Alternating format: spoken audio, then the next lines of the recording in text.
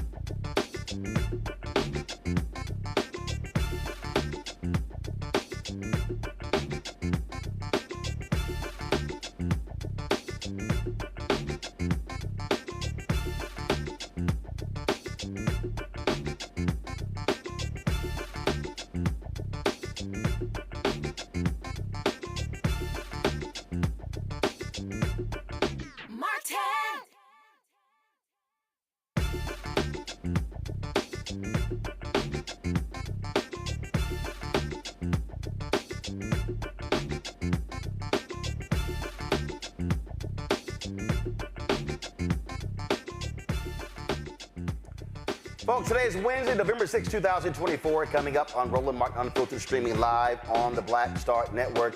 Vice President Kamala Harris concedes the presidential election in a speech at Howard University. We'll show you what she had to say.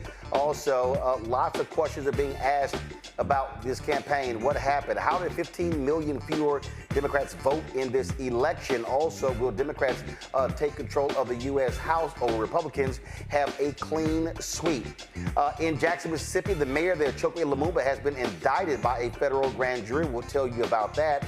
Also, some other wins of African-American candidates across the country we'll talk about. Lots to unpack. It's time to bring the funk. I'm Roland Martin Unfiltered on the Black Star Network. Let's go. He's got it. Whatever the miss, he's on it. Whatever it is, he's got the scoop, the fact, the find. And when it breaks, he's right on time and it's rolling. Best believe he's knowing. Putting it down from sports to news to politics. With entertainment just for kicks, he's rolling. It's on Go Roll, y'all. It's Roland Martin, yeah. Rolling with Roland now. He's funky, he's fresh, he's real, the best, you know he's Roland Martin now.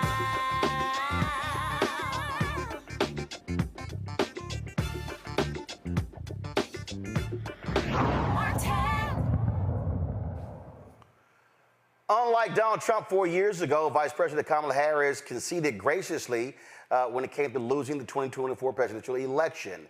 She did so by making a phone call to Trump earlier today, and then she gave this speech a couple of hours ago at her alma mater, Howard University. Good afternoon. Good afternoon. Good.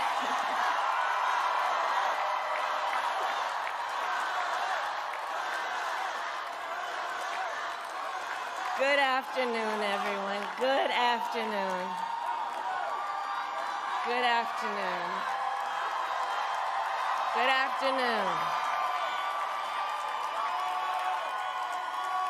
Thank you all. Thank you, thank you. Thank you, thank you. So let me say, and I love you back. And I love you back. So let me say, my heart is full today. My heart is full today, full of gratitude for the trust you have placed in me, full of love for our country, and full of resolve. The outcome of this election is not what we wanted, not what we fought for, not what we voted for, but hear me when I say, the light of America's promise will always burn bright.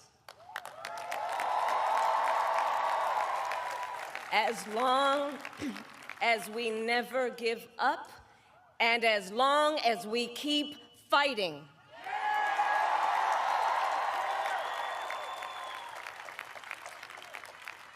To my beloved Doug and our family, I love you so very much.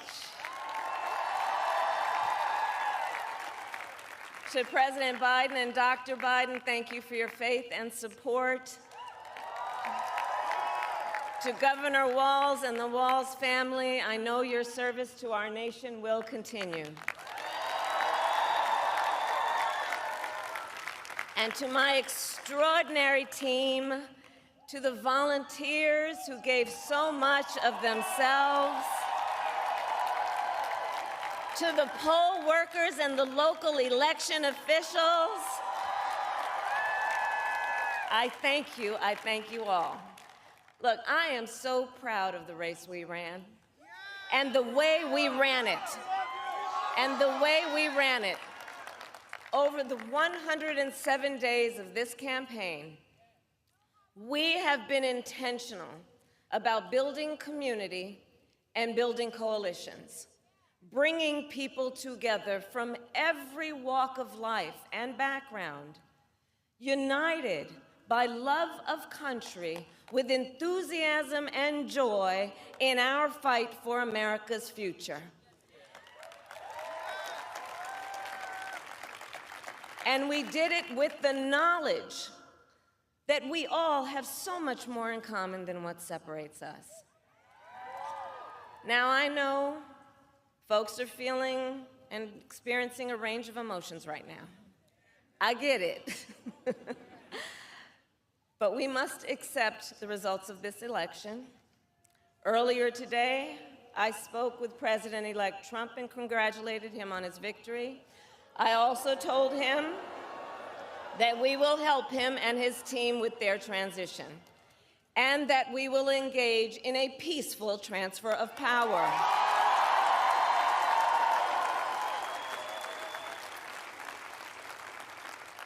A fundamental principle of American democracy is that when we lose an election, we accept the results. That principle, as much as any other, distinguishes democracy from monarchy or tyranny. And anyone who seeks the public trust must honor it. At the same time, in our nation, we owe loyalty not to a president or a party, but to the Constitution of the United States.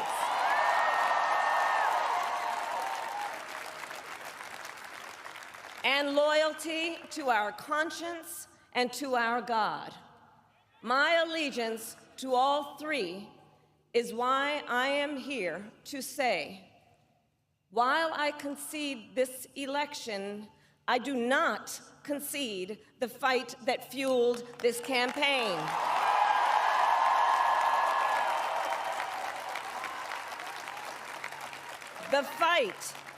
The fight for freedom, for opportunity, for fairness, and the dignity of all people. A fight for the ideals at the heart of our nation, the ideals that reflect America at our best. That is a fight I will never give up.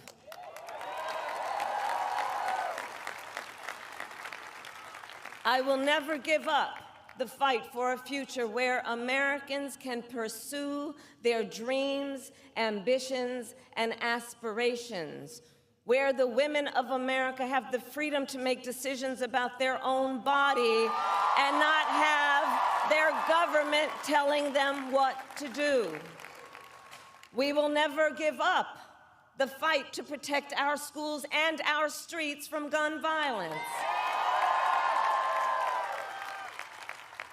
And America, we will never give up the fight for our democracy, for the rule of law, for equal justice, and for the sacred idea that every one of us, no matter who we are or where we start out, has certain fundamental rights and freedoms that must be respected and upheld.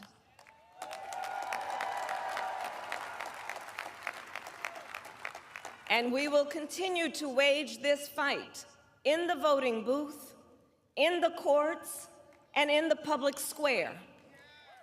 And we will also wage it in quieter ways, in how we live our lives, by treating one another with kindness and respect, by looking in the face of a stranger and seeing a neighbor, by always using our strength to lift people up, to fight for the dignity that all people deserve.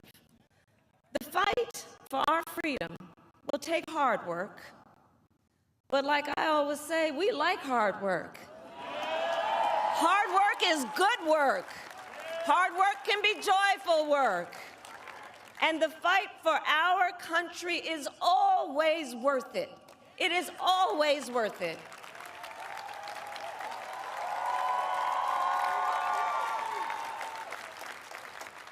To the young people who are watching, it is, I love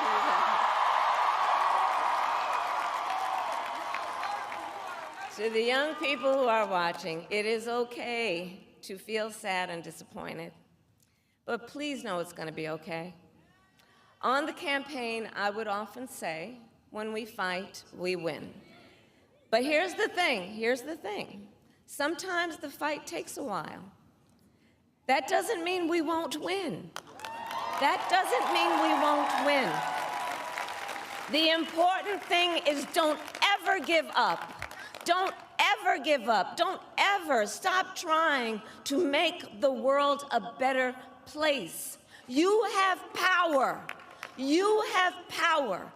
And don't you ever listen when anyone tells you something is impossible because it has never been done before.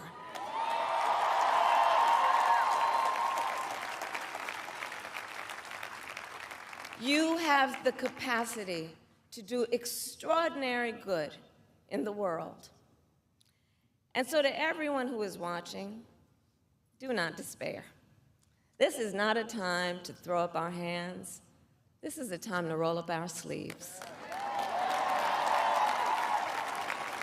This is a time to organize, to mobilize, and to stay engaged for the sake of freedom and justice and the future that we all know we can build together.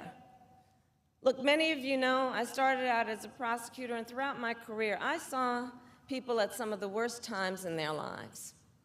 People who had suffered great harm and great pain, and yet found within themselves the strength and the courage and the resolve to take the stand, to take a stand, to fight for justice, to fight for themselves, to fight for others.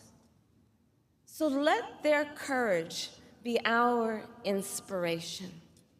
Let their determination be our charge.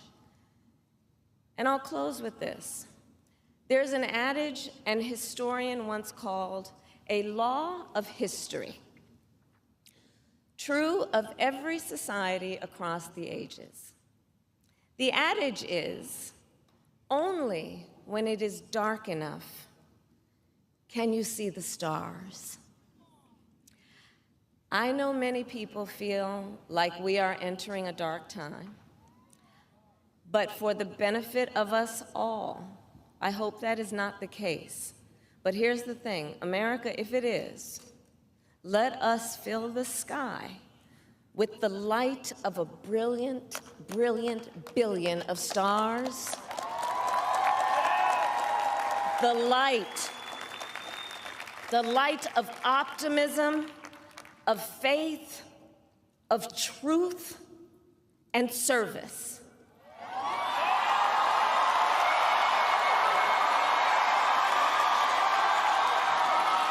HU. And may that work guide us, even in the face of setbacks, toward the extraordinary promise of the United States of America. I thank you all. May God bless you, and may God bless the United States of America. I thank you all.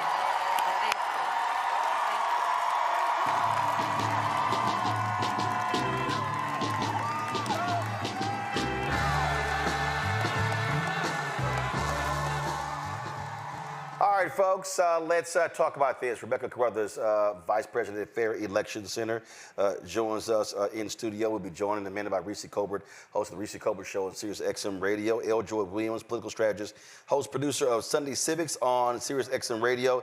Tyler McMillan, Youth Director, Democratic National Committee out of Philly. All right, so let's get right into this. Rebecca, when we look at the breakdown here, we look at black voters. It seems black folks were the only ones who understood the assignment, who understood the danger of Donald Trump. And the rest of these folks, they basically decided that, hey, guess what? We knew who he was. We knew what he did last time. We know what he said. We want more of it. You know, I think it's really interesting, especially as we're talking about black folks and their impact and their intersection with the Democratic Party.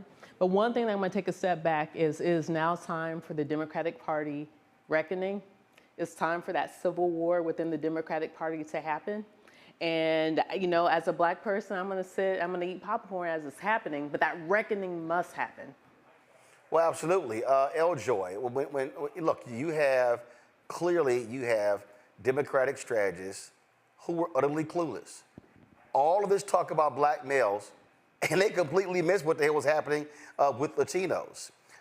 And they chose to focus on democracy, reproductive rights. That's what the election ended up being all about. We were told in the last, 3-4 days, independents and late deciders are breaking our way in huge numbers. That didn't manifest itself. So it was as if everything we were being told was utter nonsense. It was similar to watching your feed. Is the same people repeating the same things to each other, but those of us who were in the streets and in the field could tell the difference of what was happening. Because we were hearing it on the doors, we were hearing it on the phones, and engaging with people out in the street on this issue. And so, what? Were folks lying? I think they were getting a feedback or a response. It's just the biofeedback, if you will. Because that is the conversation that was happening on cable news, on social media. And if you are only campaigning to win the media cycle, then that's what will happen. But I think we need additional data and information to see specifically how this played out in the battleground states and how this played out in the streets. Once we get all of that information, for me, at least as a strategist, I need to see the data. I need to see the crosstabs. Like, I need to see all of that information in order to give a greater analysis. But I do think that there needs to be, as we look forward to future campaigning, how do we get out in the field early? Not from polls and certainly polls and MSNBC polls and things of that nature, but how do we as Democrats get out in the field earlier, or listen more to the people who are there, who are engaging, take that data and information and incorporate it into a campaign that works? Reese,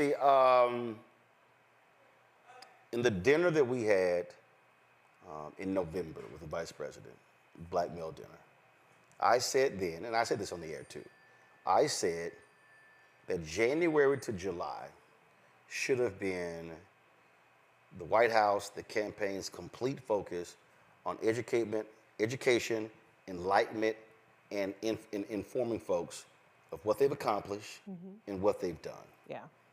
The vice president did some of that with the Economic Opportunity Tour. It was only 5 stops.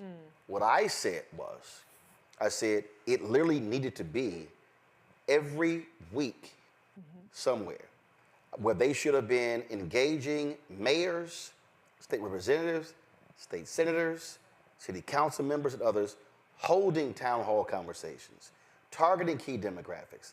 I specifically said there should be these black discussions. I said, listen, our show should be on the road 6 to 8 cities a month doing the same thing. I said, you guys are going to be spending money on advertising.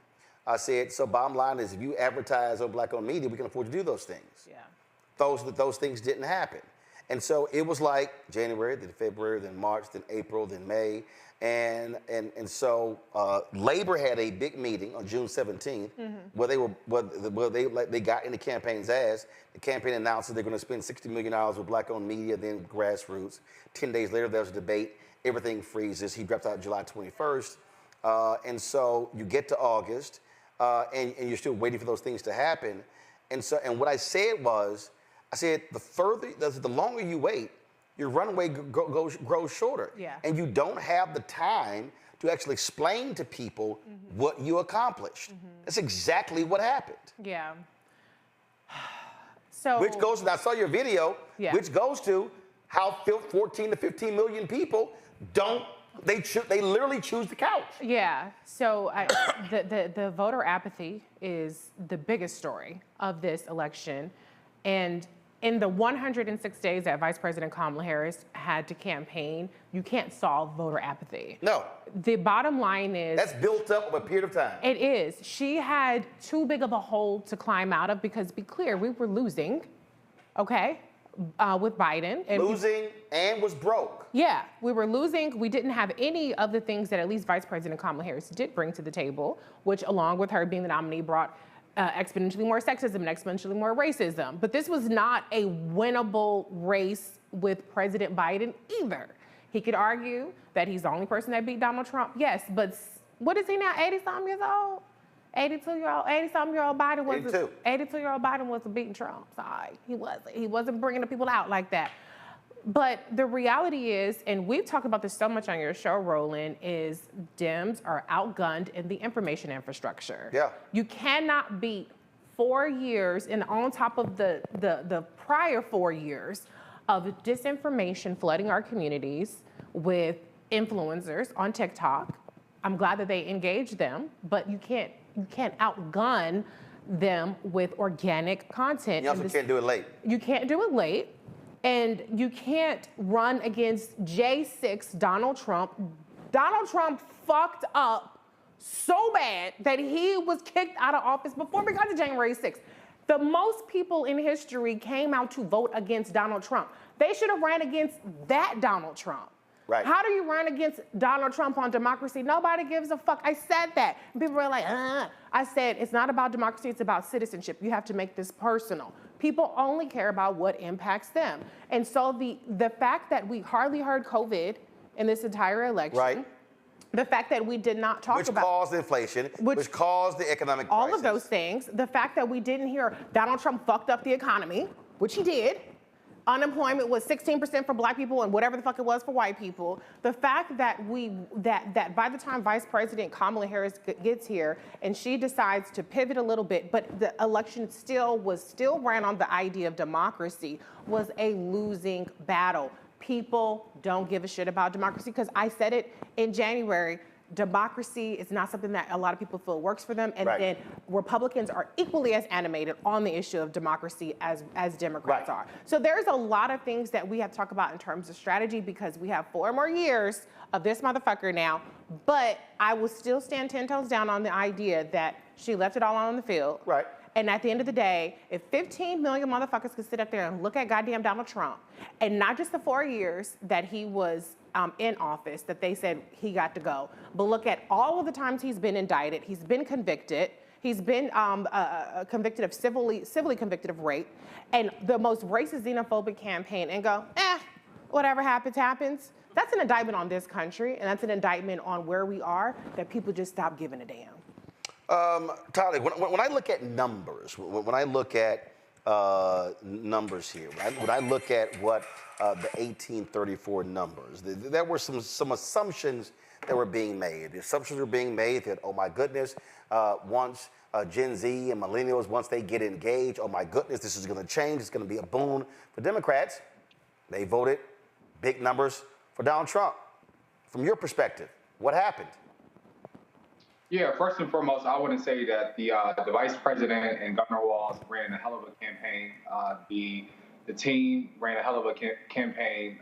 106 days that we were on the ground. I firsthand saw the work that the team put into building coalitions, into being in spaces, and to being on campus.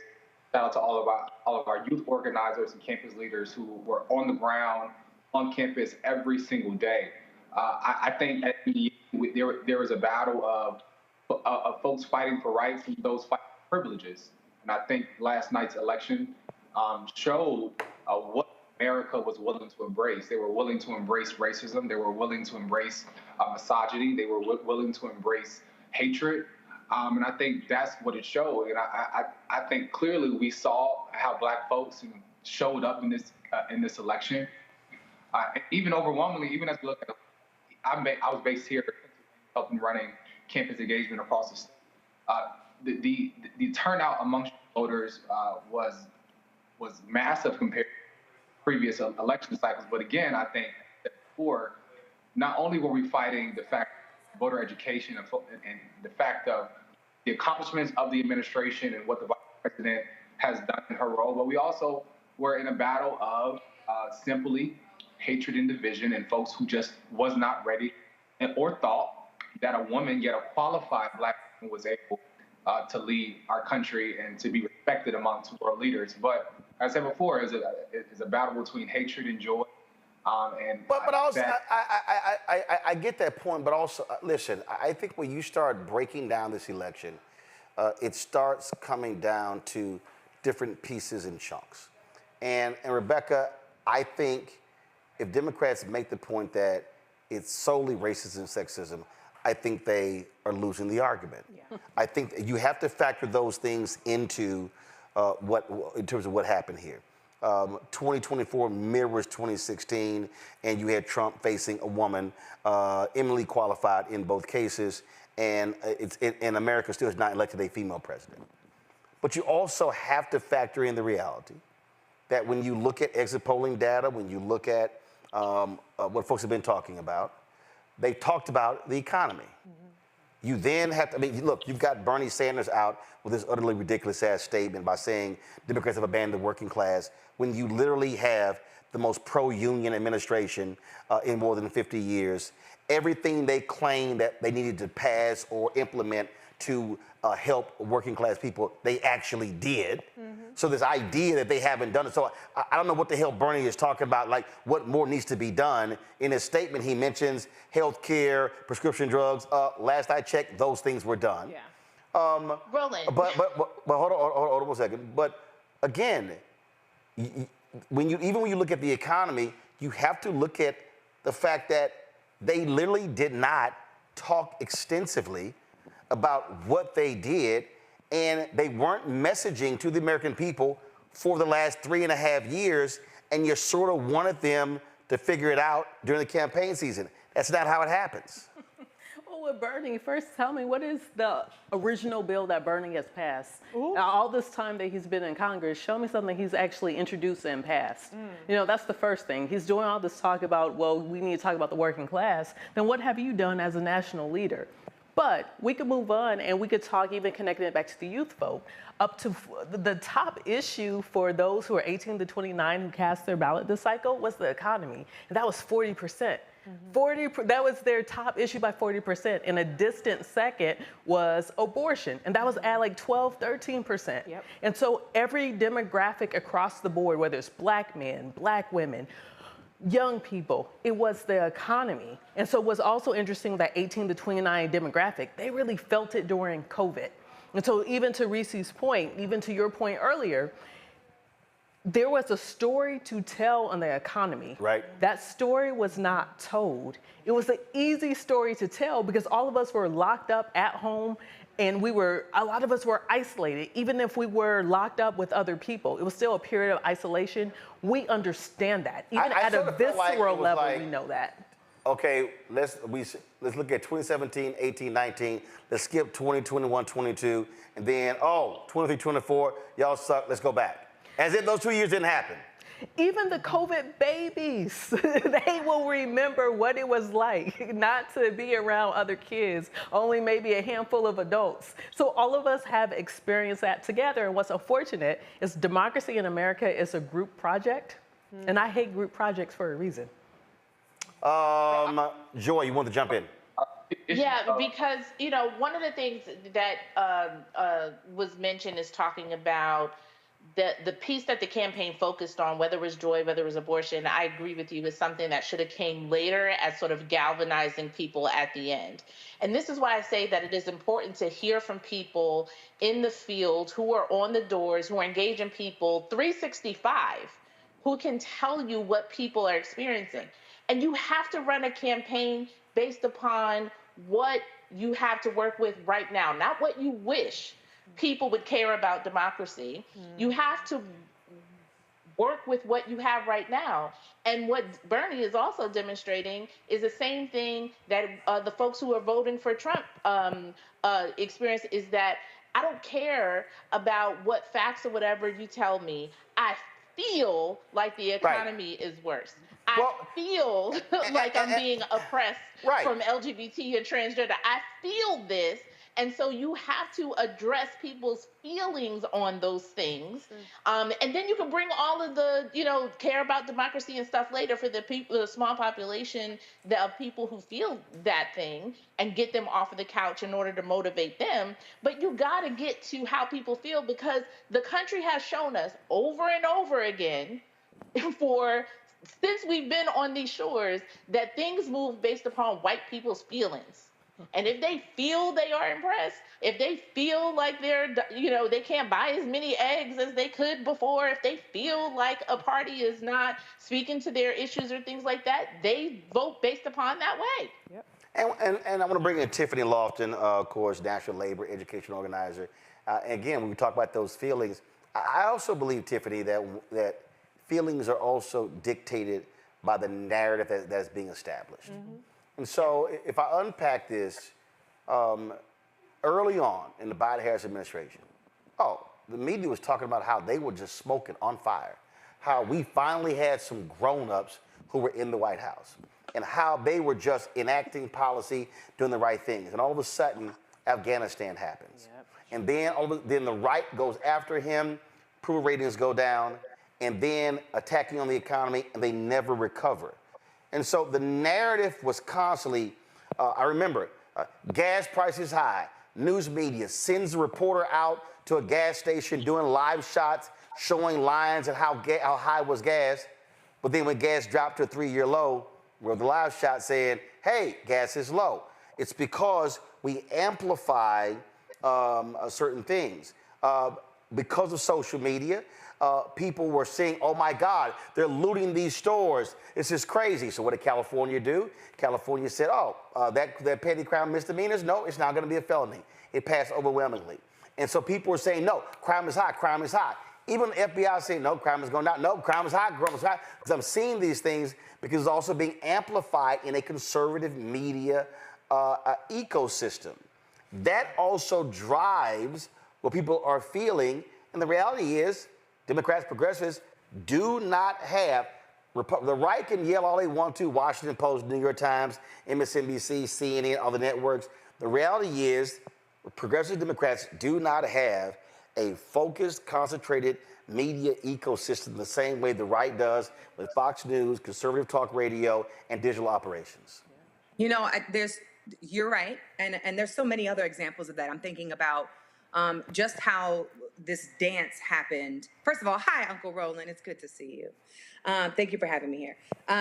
It's interesting to see this dance happen between what people are saying on social media and how they echo chamber what mass media says or what the Democratic Party says versus the inspection of that for social media to their own followers. I'm thinking about like this whole disinformation campaign that Obama had around black voters and black men. I'm thinking about, I think all the way back to, I still blame social media for the reason why Brett Kavanaugh is a Supreme Court Justice nominee, because we were talking about what happened to him in college and high school and not talking about how he wasn't qualified for the actual campaign. So there's multiple examples of that.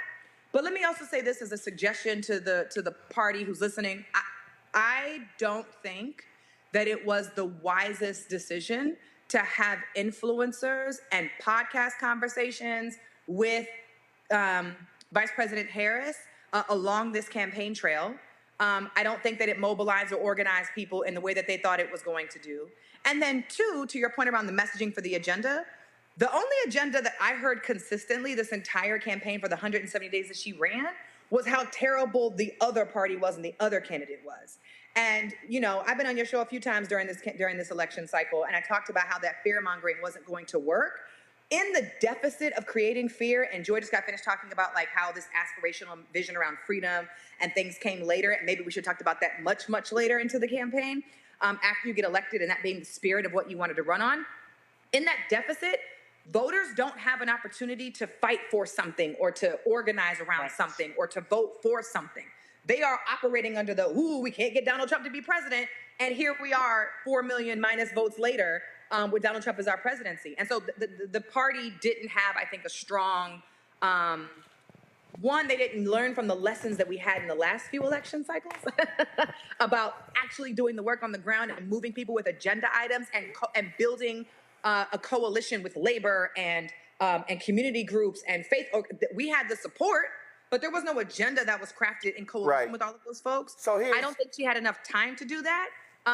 But we need a stronger agenda and not the fear mongering and not the echo chamber of the media to say to voters, y'all needed to turn out because we didn't want Donald Trump. People wanted, what I've heard is that people wanted to turn out for something, not against something. Well, that may work with Democrats, but obviously that works very well with Republicans in terms of, because Donald Trump was saying the country is trash, is garbage, is going to hell, only I can save it. But here's why I have to disagree on the influencers in the podcast piece. Because the game has totally changed. When you look at pure numbers, you take a Joe Rogan interview 11 days ago. On YouTube alone, 46 million views, not even including what's on radio.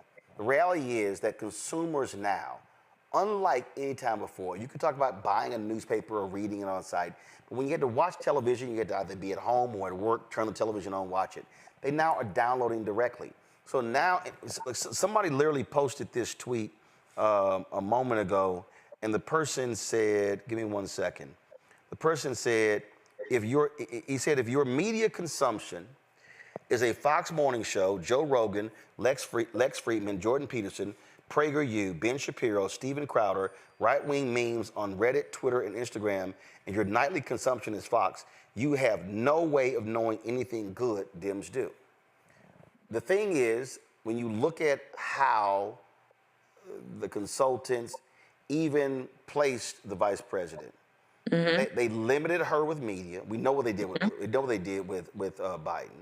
Sure. They did not flood the zone with Minnesota Governor Tim Walz. One of the reasons he was picked because he was so good doing media. All of a sudden, they abandoned that.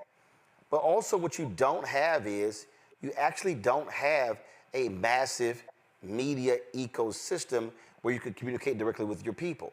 If you had to sit here and name, I would say your top 25 to 30 progressive / Democrat / whatever you want to call it, digital media platforms, they will pale in comparison to the right. So that the messaging piece is so critically important because you can bombard your followers with information that's either good or bad. Everything for 3.5 years, Reese, economy sucked. Horrible, horrible, horrible, horrible, horrible. We would have a positive jobs report. They would be like, shit, still horrible. And so it was this constant thing. And there were people who literally, even when stores started lowering their prices in the summer, folks were blaming the administration for that and not the companies. And so the echo chamber of constantly, let's say it's awful, folks bought into it. Well, Uncle Roland, can I jump in front of Reese for a second? I just want to add one thing. I am not disagreeing that the echo chamber is significant in helping to move voters, because as a person who has knocked on doors, registered voter, called people in phone banks, et cetera, we know how important repetitive messaging is and how important influence is. My point is, now that the election is over for Kamala Harris in terms of her running for president, what's different about what I've seen you do and what I'm saying about influencers on social media and the train that I saw her do is that there's no way now to mobilize those people who were activated, who wanted to turn out to vote, to now take action after the election. There isn't a container. There isn't a mass way to communicate with them about what happens next. And there might be a consistent audience for that particular social media person, but a lot of those influencers, Roland, didn't touch politics before we got to Kamala Harris. And so their audience, I just sat on a panel. So I'm not those followers, and those followers said to me, I cannot continue to talk about politics because I lost my following and people didn't want to listen to me talk about politics. Right. But so that's why I'm not specifically talking about frankly what I call celebrity influencers. Because so here's what I mean, because that ain't their thing. And so what I'm talking about is when I'm talking about how you have to have an ecosystem that drives the narrative.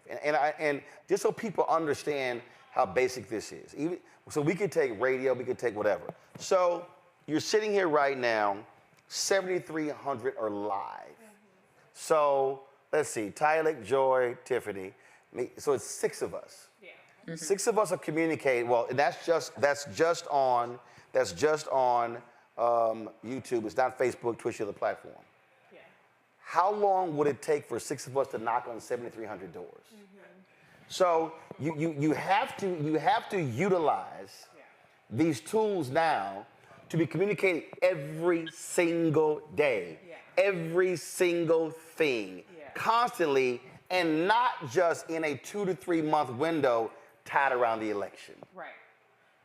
Well, this is where I will agree with Tiffany, because it's not about celebrity. Right. It's what I've always said, it's about credibility. Yes. And so what the Democratic Party has always done is they've looked for the celebrities and the numbers and said, let's just hop on that, as opposed to investing in an infrastructure of people who have credibility on these matters. I know some celebrities who they had moderate discussions, and I'm watching their pages, and some took a week or 2 to post anything. Yeah. And I was like, well, why in the hell y'all invited them? They were like, ain't that the damn point? It's not the point, right? right. The point is you want them posting and. Yeah, but they have, the Democratic Party has a tendency to look at those of us who do this, who have credibility with our audiences, even if we don't have the millions and tens of millions of followers of the celebrity, but we do this and we help move the needle with engaged people. They have a tendency to look at us as the choir, and we don't have to preach to the choir. We don't have to go to their audiences because their audiences are already on board with us. That's a huge mistake that we need to correct going forward. Yeah, I mean, Tyler, I'll tell you, it was aggravating to me how long I had to wait to do an interview with the vice president. Yeah. I remember. I mean, I was sitting here going, what are y'all doing? Okay, I'm seeing this and this and this. I'm like, what the hell? Yeah. And again, I do have one more point to make, though. Go ahead. Oh, so the other point, though, is, but I do not want to get lost in all of this. The dissuasion campaign that was waged on our voters, because the #1 ad that Donald Trump ran was not on the economy. It was anti-trans. And so when you run ads on anti-trans positions, you run ads on whatever the hell else he was running ads on. They got between the Kids campaign and the PAC, you got the $120 million. $120 million. So what that was about was making her unelectable. They didn't say, oh, she's too black, she out there talking about defund the police. They didn't say nothing about defund the police, none of that shit. They said she wants boys to play in girls' sports. And so while they do have in their ecosystem, he didn't even get, and we don't know what the final tally is, he did not get more votes in this election than he did in the prior election. He did not have to convert even one Biden voter to win, where he lost last time. But what they were very successful at was in dissuading people and getting people complacent. Look at what the Asians got. Oh, they sending all that money to Ukraine and they ain't got money for us. Meanwhile, they not giving y'all ass money either. Donald Trump, he gonna get rid of the Department of Education, he gonna get rid of your motherfucking Affordable Care Act. Y'all instantly gonna go back up to $1,000.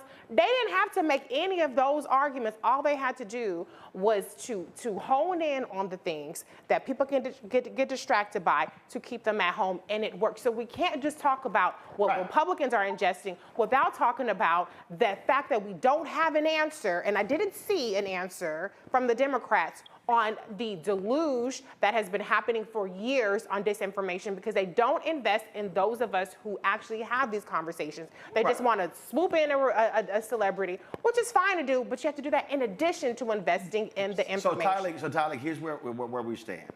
Trump wins, have inauguration. There's going to be always this autopsy, this sort of breakdown. Okay, where do we go right now? Yeah. Look, you're there with the DNC. We don't know if they're going to choose a new leader. Is it going to be Jamie Harrison or somebody else? From your perspective, what do you see? What do you want to be done? What I want to be done, I think at heart, outside of this, when I first stepped into this work, I'm at heart an organizer and a worker coming from the civil rights space. And so I understand first and foremost that struggle is not new. Storms aren't new, but like, as the vice president said, we adjust and pull up our sleeves to get back to work.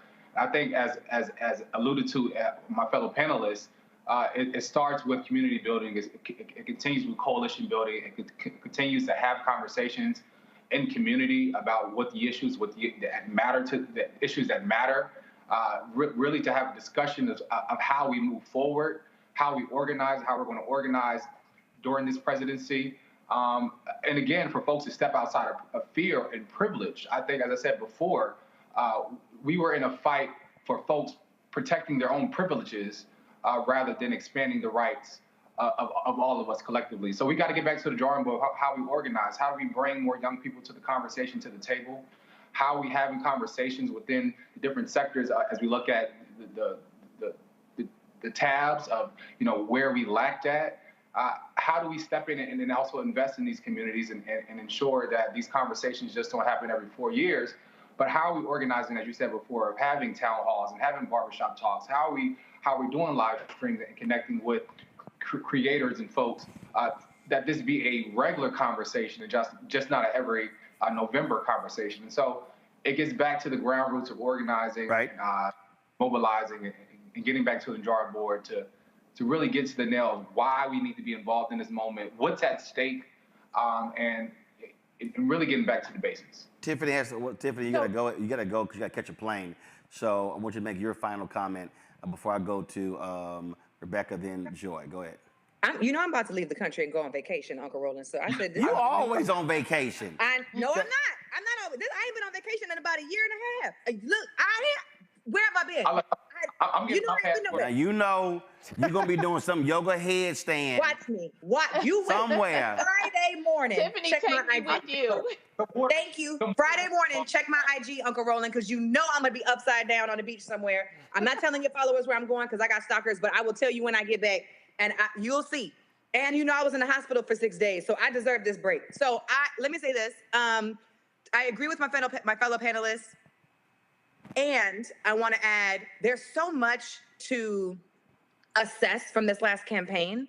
I have a serious soft spot for the campaign that she just had to run because she didn't get the opportunity to run a full campaign from primaries until now. She didn't have the whole year. She had only 170 days, a couple of months to run her campaign. She was running as the vice president. She didn't get to run as president until the beginning of fall. That is not enough time. That is unfair, I think, for her to run a campaign. Yes, they said they ran a good one, but I know for sure if they would have had more time, we would have had a different conversation about assessing or critiquing the strategy that the team had to put this new woman in the position when Biden said that he wasn't going to move and he was going to continue to run.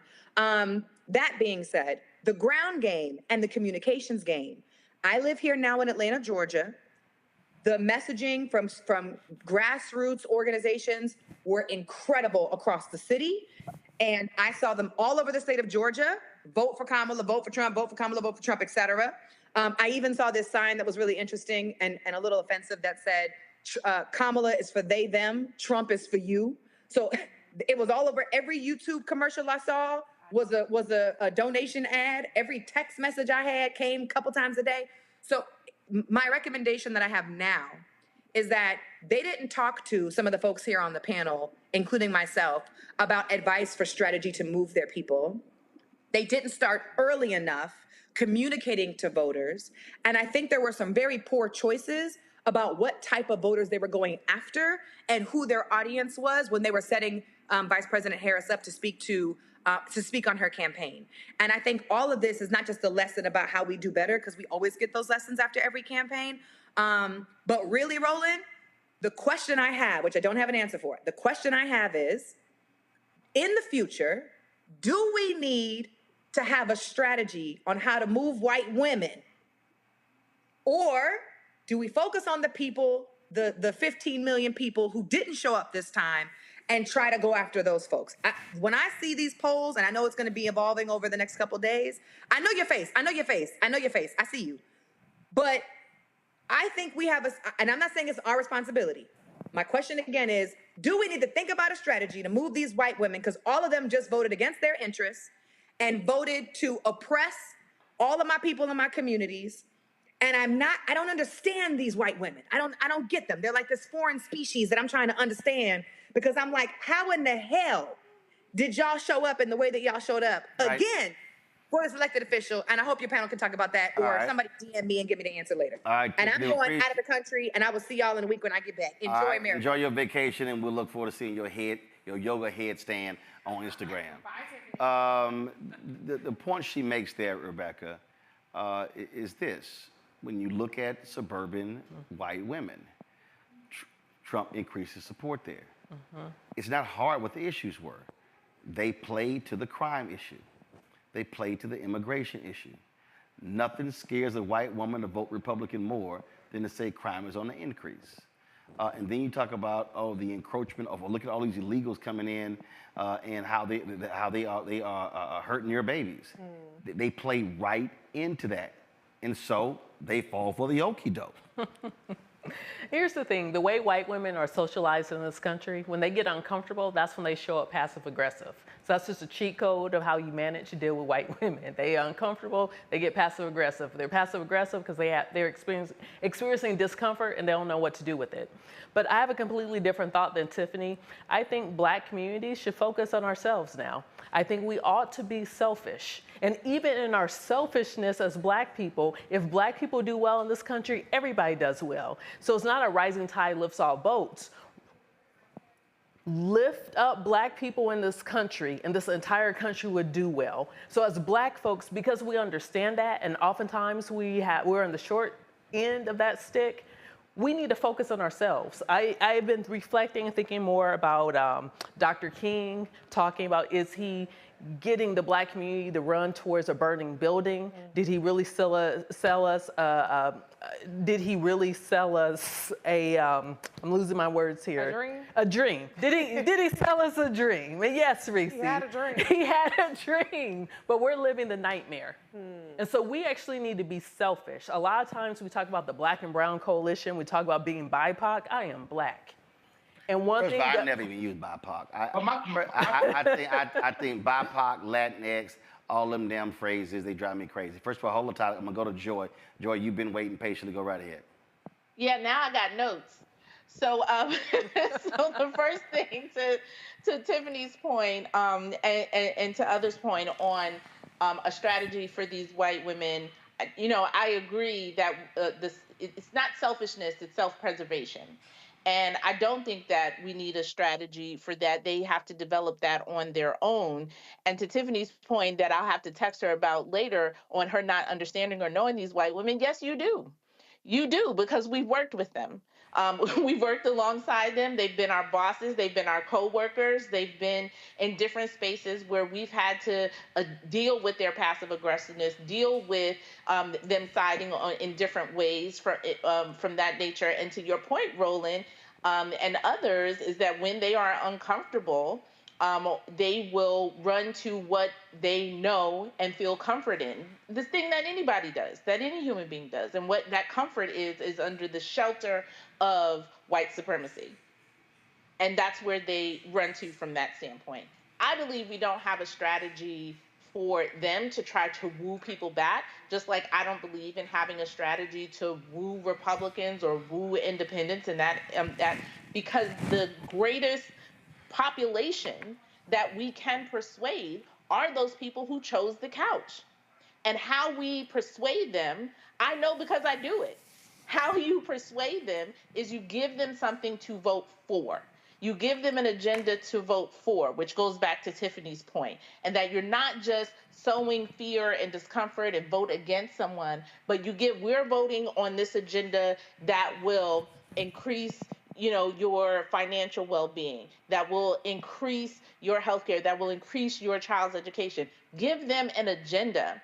And so for our organizations, the communication strategy that you're talking about in the narrative is that has to be from now, this post, election review, going into the midterms, and then preparing for redistricting, preparing for census and redistricting, going into that we are preparing people on an agenda of this is what we can gain when we build our political power in that way. Okay, you talk about the agenda. So let me put this on the table because this is also what is perplexing me in a huge way. First of all, let's bring in Dr. Wes Bellamy, Chair of Advocacy for the 100 Black Men of America. Wes, glad to have you here. So I'm gonna put this out, and I want all of y'all to respond to this. So explain this to me. How does Missouri codify abortion rights in their constitution? How do they pass a living wage, but then re-elect Josh Hawley, who is against both of those things? How does Arizona do the same? I mean, when you look at some of these states, when you look at the choices that they made on the state level, but they re-elected individuals who are absolutely opposite those very things. And I saw this one tweet, the person asked, okay, so Democrats now have to ask themselves, how do we lose big in Missouri, but they passed two things that Democrats supposedly are big on? Wes, your thoughts? Racism. It's to me, I don't think that there's any other way to describe it. When I look at my daughter and I look at the ways in which like people just voted, I'm very disheartened. But I also clearly understand that racism, in my personal opinion, is the biggest factor at play. There's no other way, in my personal opinion and personal estimation, to describe or to break down or to analyze what you just described for all of us. The major ballot initiatives passed in states like Missouri and Arizona. But nonetheless, those same voters couldn't go and find themselves or couldn't find it within themselves to vote for a black woman. Arguably the most qualified individual that we've seen run for presidency, a person who served on all three levels, a person who, by any accounts, was ready and prepared to lead this nation, a person going against a 34-count convicted felon. They couldn't find themselves to do it. And to me, I don't think that there's any other way or explanation other than pointing out blatant racism. And I think Democrats as a whole need to stop looking at developing and building out this quote unquote tent and focus on those who have consistently been there for them, i.e. black folk. And let's try to run up those numbers and speak to our needs, because that's the only way this party is going to be saved, quote unquote, for lack of a better term.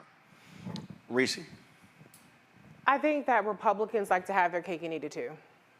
They like to have their power look a certain way, and then they like to have everybody else do the heavy lifting. In this case, they couldn't leave it to us to do the heavy lifting on things like abortion rights, even though it failed in Florida and legalizing marijuana. And the reality is that Republicans are reliable voters. And so I want to put to bed this notion of a voter realignment. I want to put to bed this notion of the demographics are shifting more Republican. He got the same Republican votes that he was always going to get. Right. But when we fall off, then now those percentages are higher. Right. So it's not that there's a surge of Latinos surging towards the Republicans. They always voted, those Latinos always voted for Republicans. The problem is the people who would be in our corner dropped off to the tune of 10 to 15. We don't know what the final number would be. So what we have to do. First of all, figure out who the hell those $15 million are. That's step number one. That's first. Who the hell are they? Step number one. Are they black? Are they white? Are they young? Are they middle-aged? Are they old? Are they female? They're a little bit of everybody. We have to figure out who is reaching them to the point that they stay their ass at home. We have to figure out what issues animate them. But hold up. But this is, again, where I still struggle with this. Let's take Pennsylvania. Yeah. The Democrats are going to hold the Pennsylvania House. Yeah. All right? Mm-hmm. When you look at North Carolina, North Carolina, they elected 4 or 5 Dems statewide. Yeah.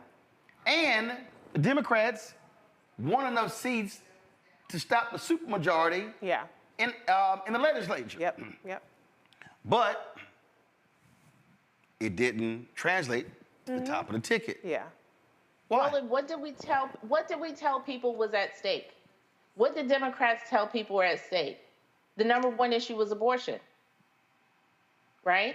Okay. And so if you're in places like New York, like other, as you mentioned, in Missouri, right, where you have fear and concern about the economy, but you also care about abortion, now here's a way, I can protect my abortion rights and still... I can protect it on the state level and still... Right.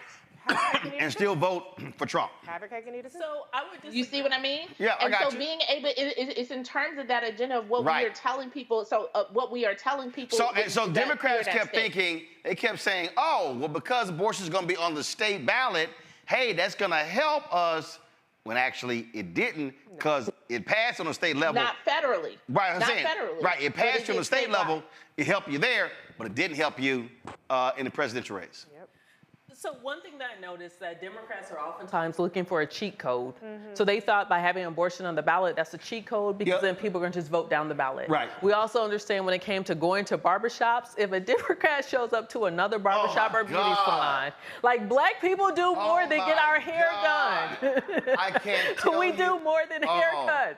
I But can't that's tell. the reason why when you ask the question where those 15 million are, right, we have to dig deeper into what our society is. And again, I'm not talking about other people because I don't know about other people's community. I know black people.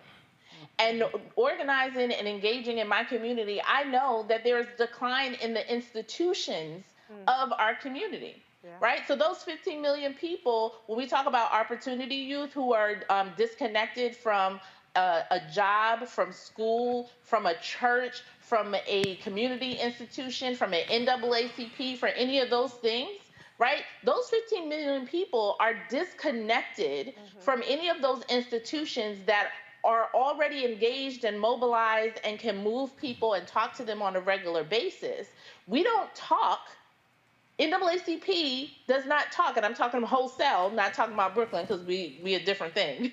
But they do not talk to those 15 million people. Our institutions do not, right? And particularly after COVID, when we're talking about faith-based institutions and others who are still struggling to get people back into the pews and into their institutions, they are disconnected. So your point about being selfish, again, I would use a different word in terms of self-preservation. We have to dig down deep into our communities, and we have more opportunity to grow and develop with those people that are choosing couch and are not engaged, and not just engaging them come a presidential election. Rebecca, then I'm going to Tylik. And the other thing I'm going to go Rebecca, Tylik, West. Go. The other thing I want to point out with Missouri, I also think when it comes to abortion, this is also about abortion tourism. There is money in that. Because when you think about all the people who are traveling to Illinois to get an abortion, when you think about those who travel to Kansas, think about the states that surround Missouri. You have Oklahoma, you have Arkansas, you have Tennessee, you have a portion of Mississippi. Kind of. You have a small little sliver, it's close, even parts of Mississippi. So when you think about those who have to travel, even going as far as down to Texas, there is money in that. And the thing I know about Missouri, not Missouri, is they're the show me state. They care about money. They've legalized marijuana because this is about money. And so that's something we also have to think about is we are still in a capitalistic country. And then we know it is undergirded by white supremacy, but these white people want to make money. Well, speaking on the money part, Tylik, listen, when you look at 1834, great concern when it came to student loan debt, when it comes to housing, things along those lines. So now the question that's on the table is, okay, for those of y'all who voted for Trump, what are you gonna do? Because he ain't have plans, he had concepts.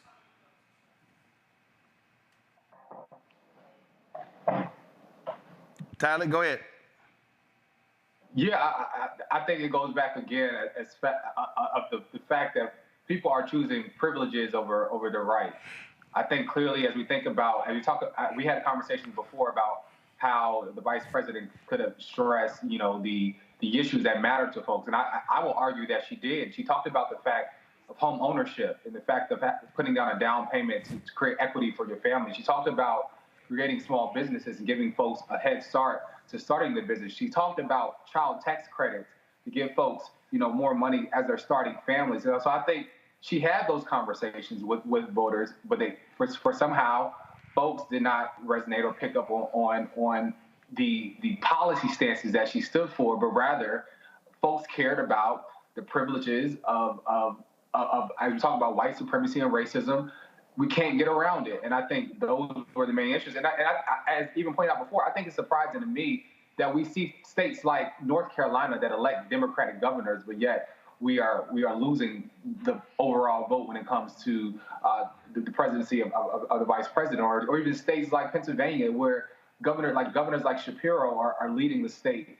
And so I think it's rather confusing to me, but I think it only justifies the fact of how we must really get into community to get those folks off the couch, for the many of folks who did not even show up at all, and how we really connect and resonate with those voters first and foremost. And even as Dr. West pointed out, staying true to the voters that have been consistent to this party, which has been Black folks.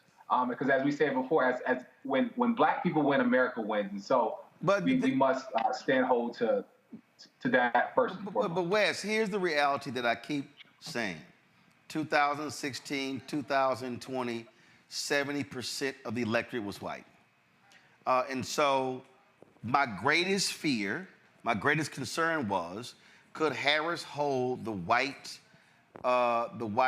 demo? The numbers that Biden got, that was the issue there. And so we could talk about Obama in terms of how he did and how that touched people, but as someone said last night, that's a unicorn.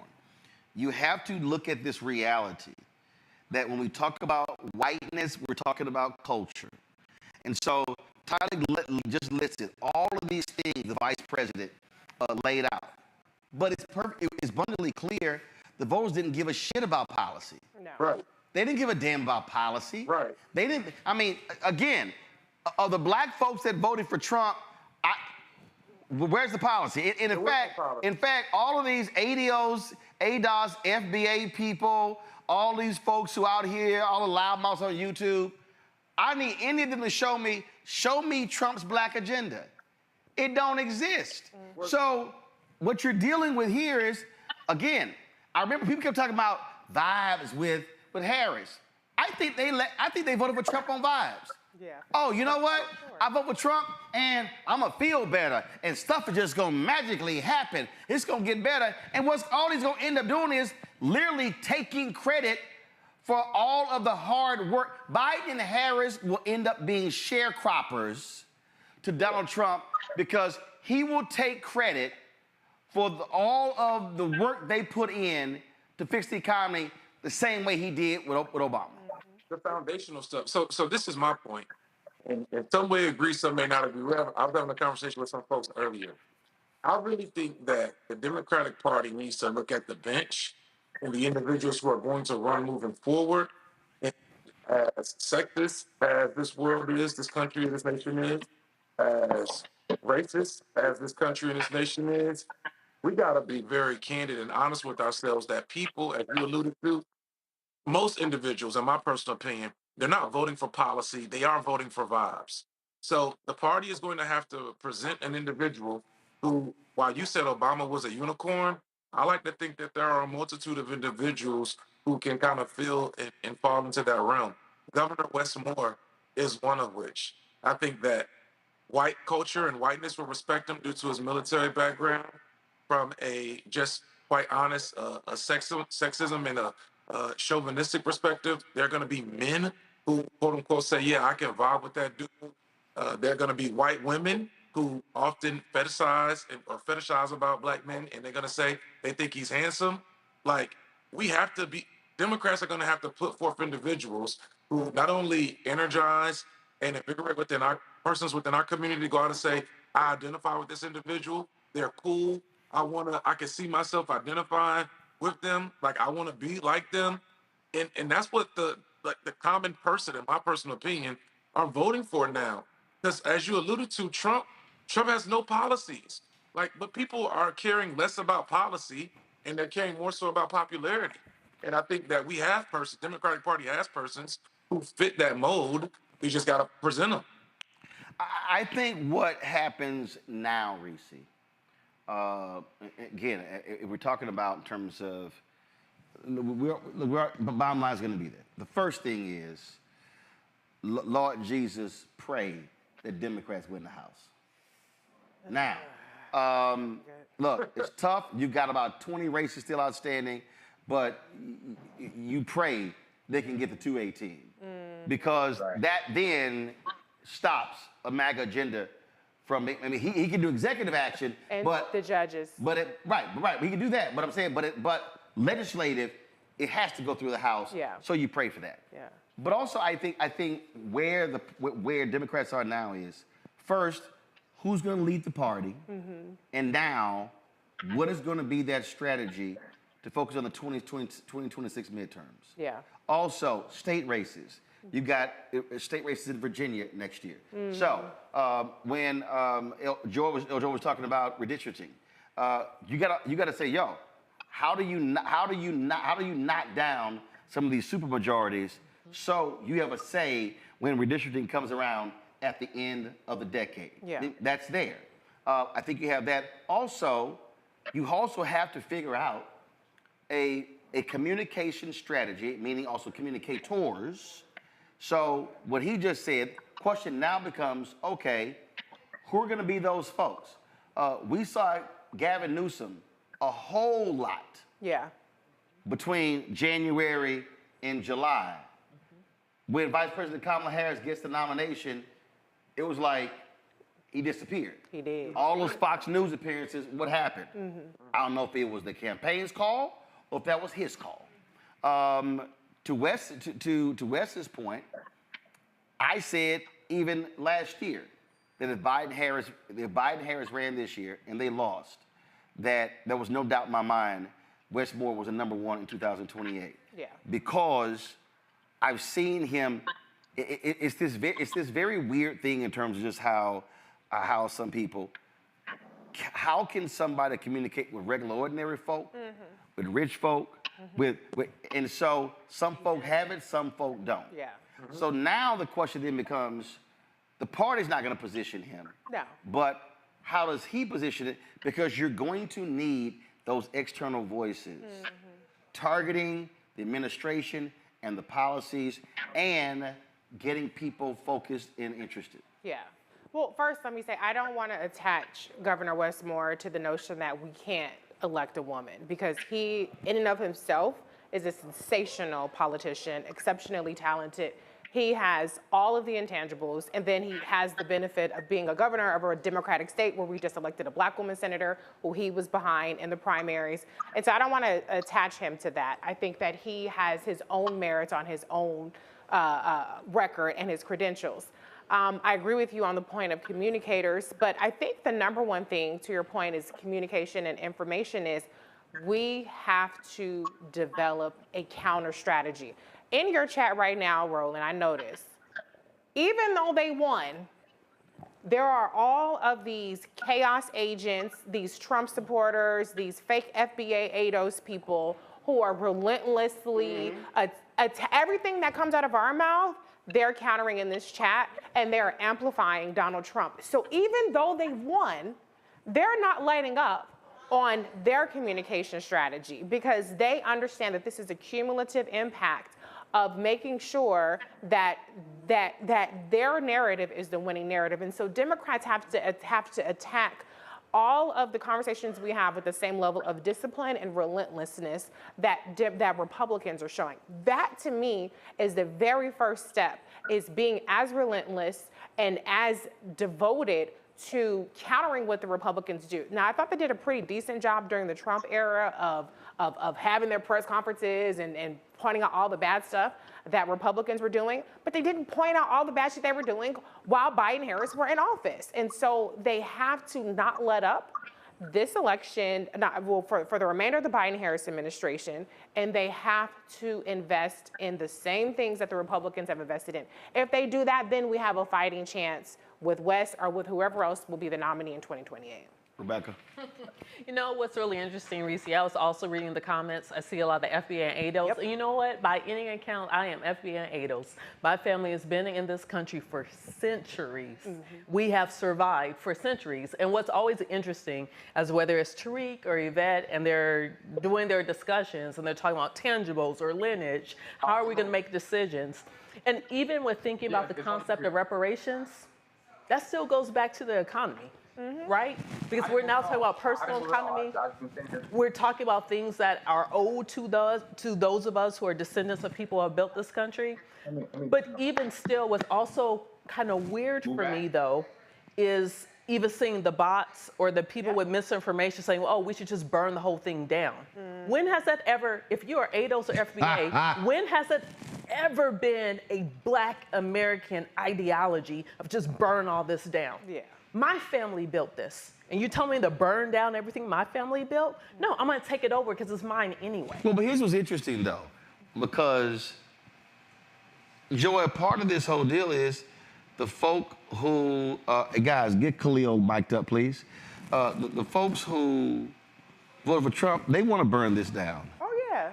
They want to burn this down. And see, and that's the thing that I think we have to recognize. We're dealing with people who Trump appeals to them with this whole idea of, oh yeah, we're gonna gut this whole system. I'm gonna bring RFK Jr. and we're gonna gut all of this sort of stuff. I'm gonna bring, Elon Musk is gonna just go through all of government and we're gonna just gut it. And people are like, yeah, yeah, yeah. And then of course, when that hurricane hits North Carolina and South Carolina and Florida, they're like, oh my God, where's FEMA? Oh my God, where are you? No, well, what do you mean we're out of money? Yeah. And so again, when shit hits the fan, Joy, now I'm gonna be like, okay, where's government? But now let's gut everything. It's like, all right, let me know how that works. Because what's at the root of this is that let's go back to this Make America Great Again is going back to a time period when the functional government of this country was only focused on the needs and the desires of wealthy white men.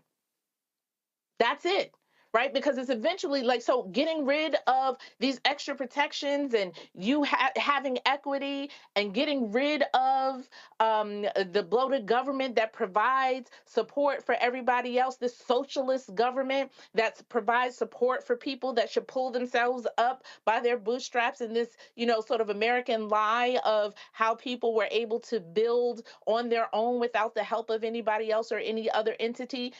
All of that is centered around going back to a time frame where an Elon Musk, where a Donald Trump, where all of these quote unquote titans of industry, right, could rape and pillage a country and it benefit them and only them and not provide for anybody else. And the people who are not themselves wealthy, aspiring to be those people. Because again, we've created this narrative as Americans. This is the American narrative, right? Just think about the people that we hold up as titans of industry, the corporations, the others in terms of building, and to our co-panelist point in terms of capitalism, we've built that up as America wholesale. And so even if you're not that, that is my dream and desire. My dream and desire is to conquer somebody else. My dream and desire is to go to that point. And so I want to strip away anything that anybody else can have.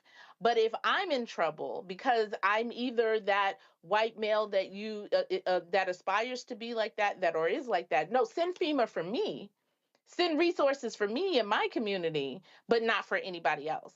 And, Roland, just to speak on that point, being out in the streets and talking to Black communities here in New York City.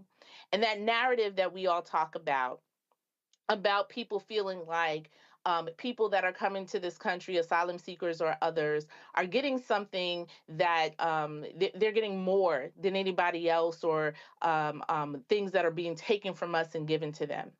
And I use for an example to a brother. Khalil, come on over here, Khalil. Y'all just bring a chair with you. Just come on. Joe, go ahead.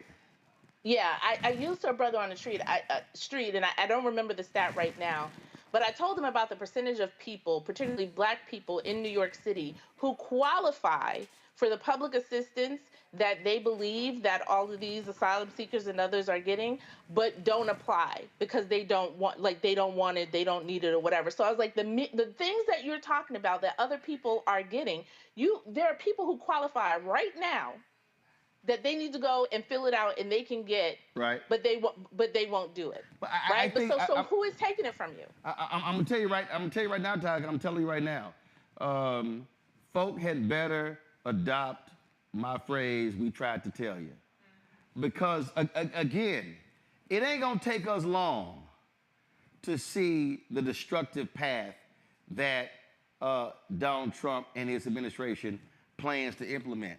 And I'm telling you right now, it's gonna be a lot of orange tears from a lot of people when they go, shit, he did that. And we gonna say, fool, they told you they were gonna do that. And I just think a lot of these people, and I want Tyler and West to respond to this, a lot of these people act like he never said this stuff. You already got conservatives going, oh yeah, we are gonna do Project 2025. They were lying the whole time. And we all knew they were lying. And these fools actually believed the lie. Tyler, go ahead. We talk about how we feel safe in our communities. He has already come out and said he's giving police officers full immunity. Like, what does that do for us? When we talk about the fact of even on the first day, we talked about the Latino vote. He says on day one he's doing mass deportation. So it's just like folks literally are voting against their interests. But it's going to be a huge wake-up call on day one of what's really at stake. Because I say all the time, we're in the fight of our lives right now, and I just really hope that folks don't become comfortable or complacent in their day-to-day lives. And I know we can get to these elections, and the day after we want to fall back into our own personal lives and our day-to-days, but I challenge folks to not become comfortable or complacent because there's so much at stake, and we stand on the shoulders of sheroes and heroes who have fought tooth and nail for us to be even on this platform right now, having this conversation, this dialogue, for us to just give up and allow him to take back all of our gains that we have made. And so it's going to be a huge wake-up call. And not only is it going to be a told you so, but it's going to be I hope it is an alarm clock for folks to say, like, we don't got room to be messing around right now. Wes? I think it's twofold. All the comments that have been made. In some regard, I think it's going to take an individual like Trump to show Latino folk who believe that they're white adjacent that they're not, through his actions and not just his words. They didn't believe it when he was shooting paper towels in Puerto Rico. They didn't believe it when it seemed as if like he allowed this individual to call there's a floating piece of trash in the ocean.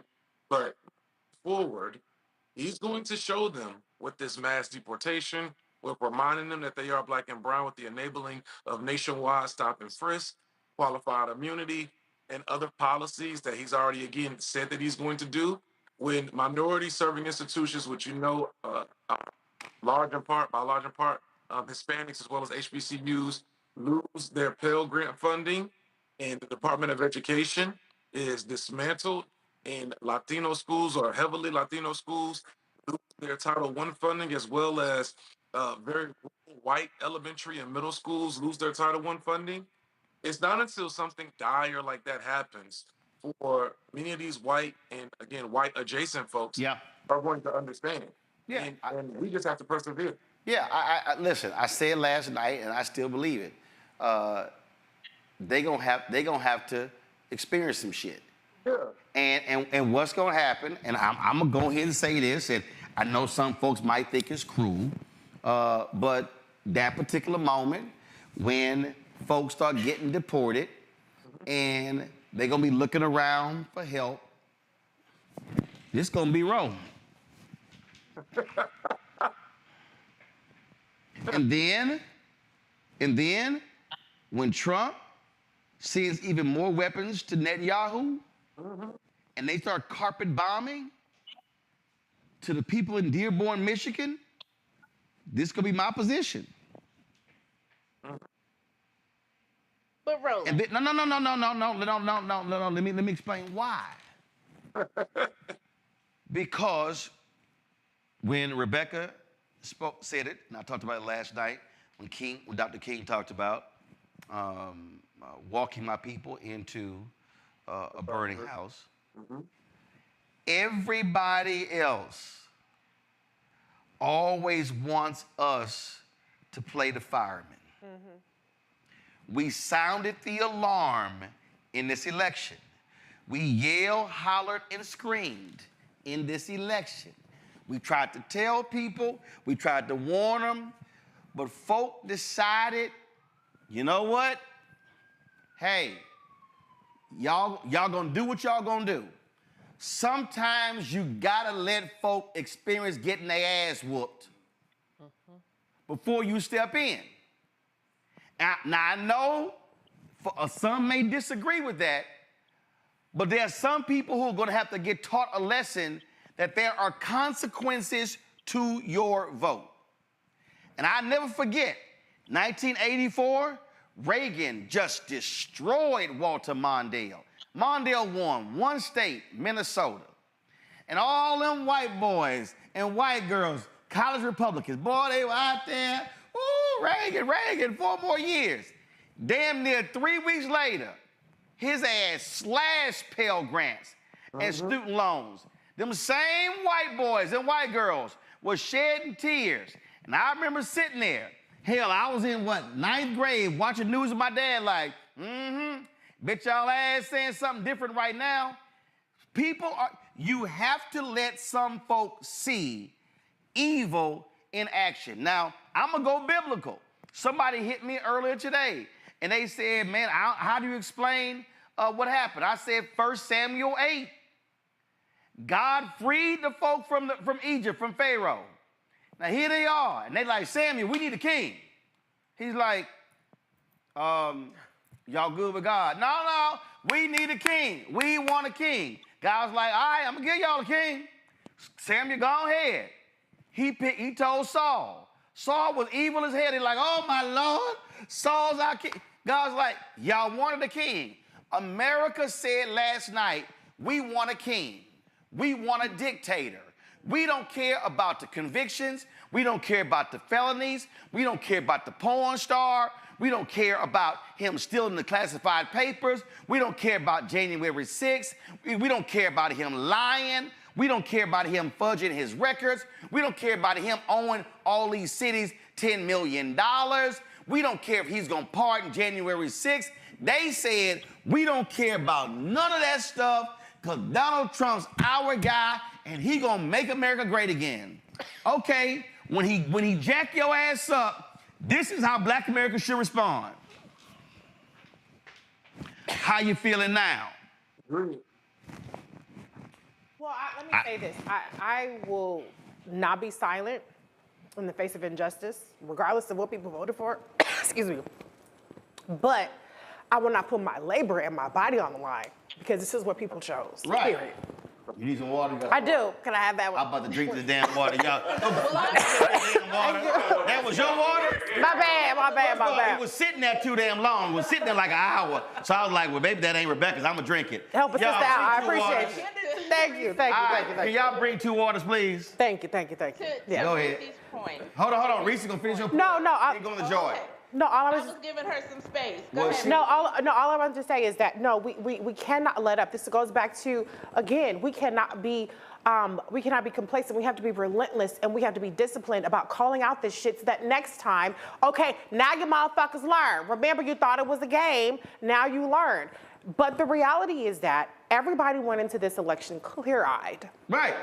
When Trump won in 2016, he didn't win the popular vote. Right. Oh, he gonna probably be more liberal than Hillary. Hillary is a hawk, and she's a da-da-da-da. Right. And so maybe I can forgive you first time, shame on you, but second time, shame on me. Oh, and they were open real clear. They were very clear. And so what happens next, we're clear. And we're gonna make it clear that this is what you asked for, and we're gonna make it clear that you didn't have to make this choice. Right. And we're gonna make it clear come 2026 and 2028, make a different fucking choice if you don't like what's happening. Right. Go ahead, Joy, go ahead. Well, I was just going to agree with Reese that I'm not going to remain silent because I'm not going to let them change who I am, right? And so who I am is someone who is going to call out the injustice and push back against it with all I can. And I'm going to continue to do that. So I'm not going to let that change in that instance. The thing that I do believe, and I will be solely focused on, is whether it's in the form of this political party or others, is how do we build that infrastructure for Black communities, to build that Black agenda, that whoever is chosen in this party infrastructure, that we have a greater say-so and a greater hand in moving this and moving an agenda and setting up the infrastructure in order to insulate Black communities. Khalil Thompson, Women with Black Men Executive Director. So I'm going to specifically say this to you, ask this to you, Tyler and Wes. At call we did 55,000 Black men. Women with Black Women, organized in 20, they've been doing Sunday calls every single week. What's next for Women with Black Men? There was a 1-point increase with Black men. I've been saying since 2012 that there has to be a very specific strategy to speak to invest in, to communicate with Black men. What does that look like post-election? First of all, thank you for having me here, Roland. Always happy to be here tonight. I think what's most important is that we need to focus on the numbers and the data and then have a conversation with Black men after this. As you said, only a 1-point difference in increase for the Republican vote that Black men win. 77% of Black men voted for Kamala Harris. Like, there's not like a big gap in this. There wasn't a monumental shift that changed. Only thing's difference is we were always a number 2 voter. Yes. This time number 3 was Black women, Jewish women, and Black men. Very true. But I mean, again, we haven't seen a chasm that really popped up out of nowhere, and we've been holding this down at the top of the top 2 behind Black women for decades and for years. I want to start having a conversation about where were Latino men, where were white women who were high school educated, why aren't we having more of a conversation around them? Once we do that, I think a roadshow where we start talking to Black men in barbershops, as we continue to do, what are policies that you believe are going to be better for you now? I don't want to go to the barbershop. But okay. I'm sick. I don't. I want to go. The only barbershop that I'll do is G's in Milwaukee, because it can hold 200 people, and because I think it's now turned into a trope. Black men are communicating in other places, and so I say, look, let's do something in some community centers. Let's actually it's just driving me crazy. So if we take away the moniker, I got you. Go ahead. What we want to do is go to brothers and say, look, you have an opinion for why you either didn't support Kamala, you weren't hearing something in the Democratic Party right now, maybe something you didn't hear or you wanted to hear in the Republican Party. Whatever that is, let's make that scorecard. Let's see what happens in the first 100 days. If you wanted this administration to deliver on you, great. Then let's see what they deliver on. And if they don't, okay, well then what are you asking for? What is it that you really want from a policy agenda? And let's start having that conversation now in December of 2024, in January and February and March of 2025. And so I think that's the first step. Then from there, we need to tell donors, we appreciate what you gave to Kamala Harris's campaign, but there are organizations out here, not only like Women with Black Men, Women with Black Women, and others that are doing the work in our communities. We know many of them on the ground in Michigan and Pennsylvania that need direct funding. I think a lot of our frustrations, we understand donors wanting to get on the board and show her and show Governor Walz that they were supporting their campaign, but that final hour took vital funding from grassroots organizations that needed it. I mean, we were on text chains where offices were asking us to donate money to make sure volunteers could get pizza. Can we get $5-10 grand? Which is why, and it was it was my idea when I said no, we ain't giving all that money to the campaign. We gonna keep some of that money. And there were some people who got an attitude, and I was like, I don't give a shit about your attitude. And we were able to at least take almost $500,000 and give it directly to Black male groups that were on the ground. And it was 146 across the country that applied for the money. Right. And so you saw the demand that was there. Yep. I know Black Voters Matter had a $3 million deficit that they should have gotten. And so those PACs were not sending them money, but you want to turn people out. The reason I asked that question in terms of what's next, Wes, is because what I don't want brothers to do, and every place I go, I say this, and it's all the time. What I say is the election is the end of one process is the beginning of another. So, election's over, okay? The candidate we wanted didn't win. we're still constituents. Yeah. So the question now, Wes, is from a black male perspective, what pressure are we now applying to who's in charge? How are we then holding them accountable and then calling them out? I see some of the folk who are I see some of these black dudes who are gloating today. And I'm saying, all right, you gloating. Where your damn plan? Yeah. Since you talking all this shit about the vice president, where's your plan? Again, this is that moment where we have to challenge loudmouths to say, okay, you supposedly pro-black, you supposedly all that. Where's your plan since you were like, oh, well, they didn't do this and didn't do that? So how do you see this black male movement continuing post this election?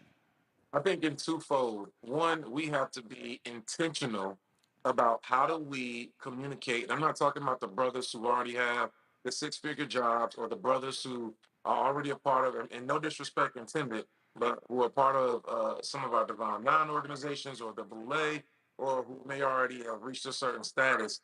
I think there has to be some intentionality with us specifically going to the block, and not the barbershop, but I'm talking about the block and having conversations with brothers. First of all, us not being afraid to have conversations with our brothers, right? May not present in a certain way, or who may not articulate themselves in a certain way, or who may show up in a certain way. We have to be intentional with having conversations with them about how they become engaged in the political process. I love Khalil, and I agree with Khalil's point in terms of us allocating resources.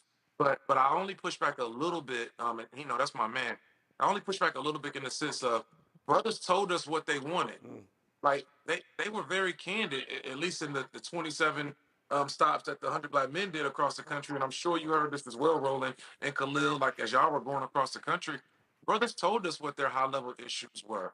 But it seems as if while a portion of those issues were presented within the Vice President Harris's black male agenda, on the state and local level, having those issues presented is still very far-fetched. And it's going to have to be for us to encourage them to show up at their city council meetings, at their school board meetings, at the state house. But that means that there has to be some intentionality with education and then consistency with the groups who already have trust on the ground. When I look at like groups like the New Era Project in Detroit and Brother Zeke, who some folks didn't necessarily want to engage with because they thought, for whatever reason, his persona and the way he presents himself may be a little different, but he has the streets. Like, as those groups that need to be funded in order for us to be able to build up our brothers, get them engaged, and then I think we'll see the long-term impact. But this is, as you alluded to, it's a marathon. And that consistency, I feel like, is missing in many regards. And ain't nobody else going to do it but us. So Roland, I'm looking forward to us having our talk, me, you, Khalil, Quinn, Bakari, and whoever else. And we get in our group chat and we talk about how we're going to go and hit the block to engage with brothers who, again, are feeling like either I can sit this out or I may do identify with Trump, give him a chance because I'm tired of hearing what everybody else got to say. Tyler? Yeah, I would, double down on that as well. But I will also say how we are keeping the dollars circulated within our community. How are we raising the dollars? How are we going back to these funders and saying these inner city organizations and folks who aren't necessarily connected to the establishment can have access to this money? How are we funding organizations that continue to teach Black history to our kids? How are we providing funds to those organizations who are educating? As we talk about Trump trying to eliminate Head Start, how are we giving money to these organizations who are providing scholarships to students who are attending historically Black colleges and universities when we know that Pell Grants are under attack? How are we providing funding to organizations that's helping women who are bleeding out in the streets when they need emergency medical care because of the fact of abortion bans in certain states? And so how are we circulating the dollar and going back to our fundraisers and our folks who gave the big dollars to say, how can we circulate that money within community and provide, as Dr. Bellamy said, folks that are in the streets these organizations who are not your regular, go-to organizations, but folks who are actually plugged into communities and giving them the dollars that it takes to help folks change folks' mindsets. Because I saw throughout the trail and visiting different organizations, folks aren't just necessarily, engaged in our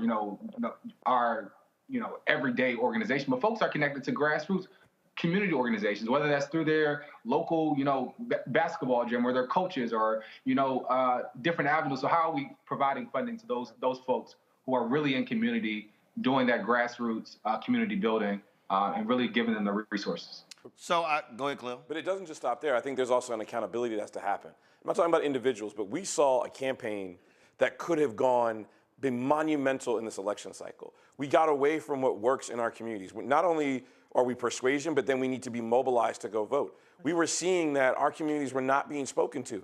In Philadelphia alone, I heard that there were close to 240-some thousand voters in wards and precincts that just didn't come out and vote because people didn't have a chance to knock on their door. That was a 10% drop-off in Philadelphia, and Detroit only hit 47% of turnout. And so if we're asking, we then need to go to the campaign. Trump increased his turnout in Detroit by 53%. So he went from 6,700 votes in Detroit to about 19,000 in Detroit. And I love media. I will always be here at the Black Star Network. I think we got to find unique ways to reach people, but that can't be done at the sacrifice for having a conversation at somebody's door, picking up the phone and calling them early on in the campaign. So I challenge everybody. I'm just like you. This afternoon, I'm like, great. I love that you got the presidency. Awesome. I love that you got the Senate, and I hope you get the House, in my opinion. I want you to have no roadblocks to get your agenda in, because then there is no question at the end of the day. I know. Bear with me. Because there's no question at the end of the day when we go back to our brothers and ask, if you have all of these systems in place and you couldn't enact or you couldn't get the financial assistance that you wanted or the policies that you wanted, well, then tell me what you really wanted at the end of the day. Do I really believe that mass deportations are actually going to happen?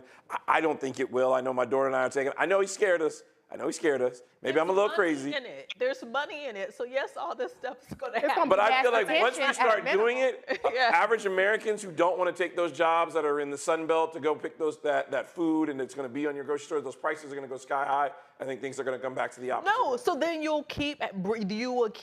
so this scheme is you keep incentivizing people to cross the border, work here, being paid under the table. Then you mass deport them because someone's going to make money off of it. Mm-hmm. Then corporations are going to go back to Mexico City with their billboards, recruiting people to show up to Billings, Montana to do this work. It is a cycle because there's money attached to it. So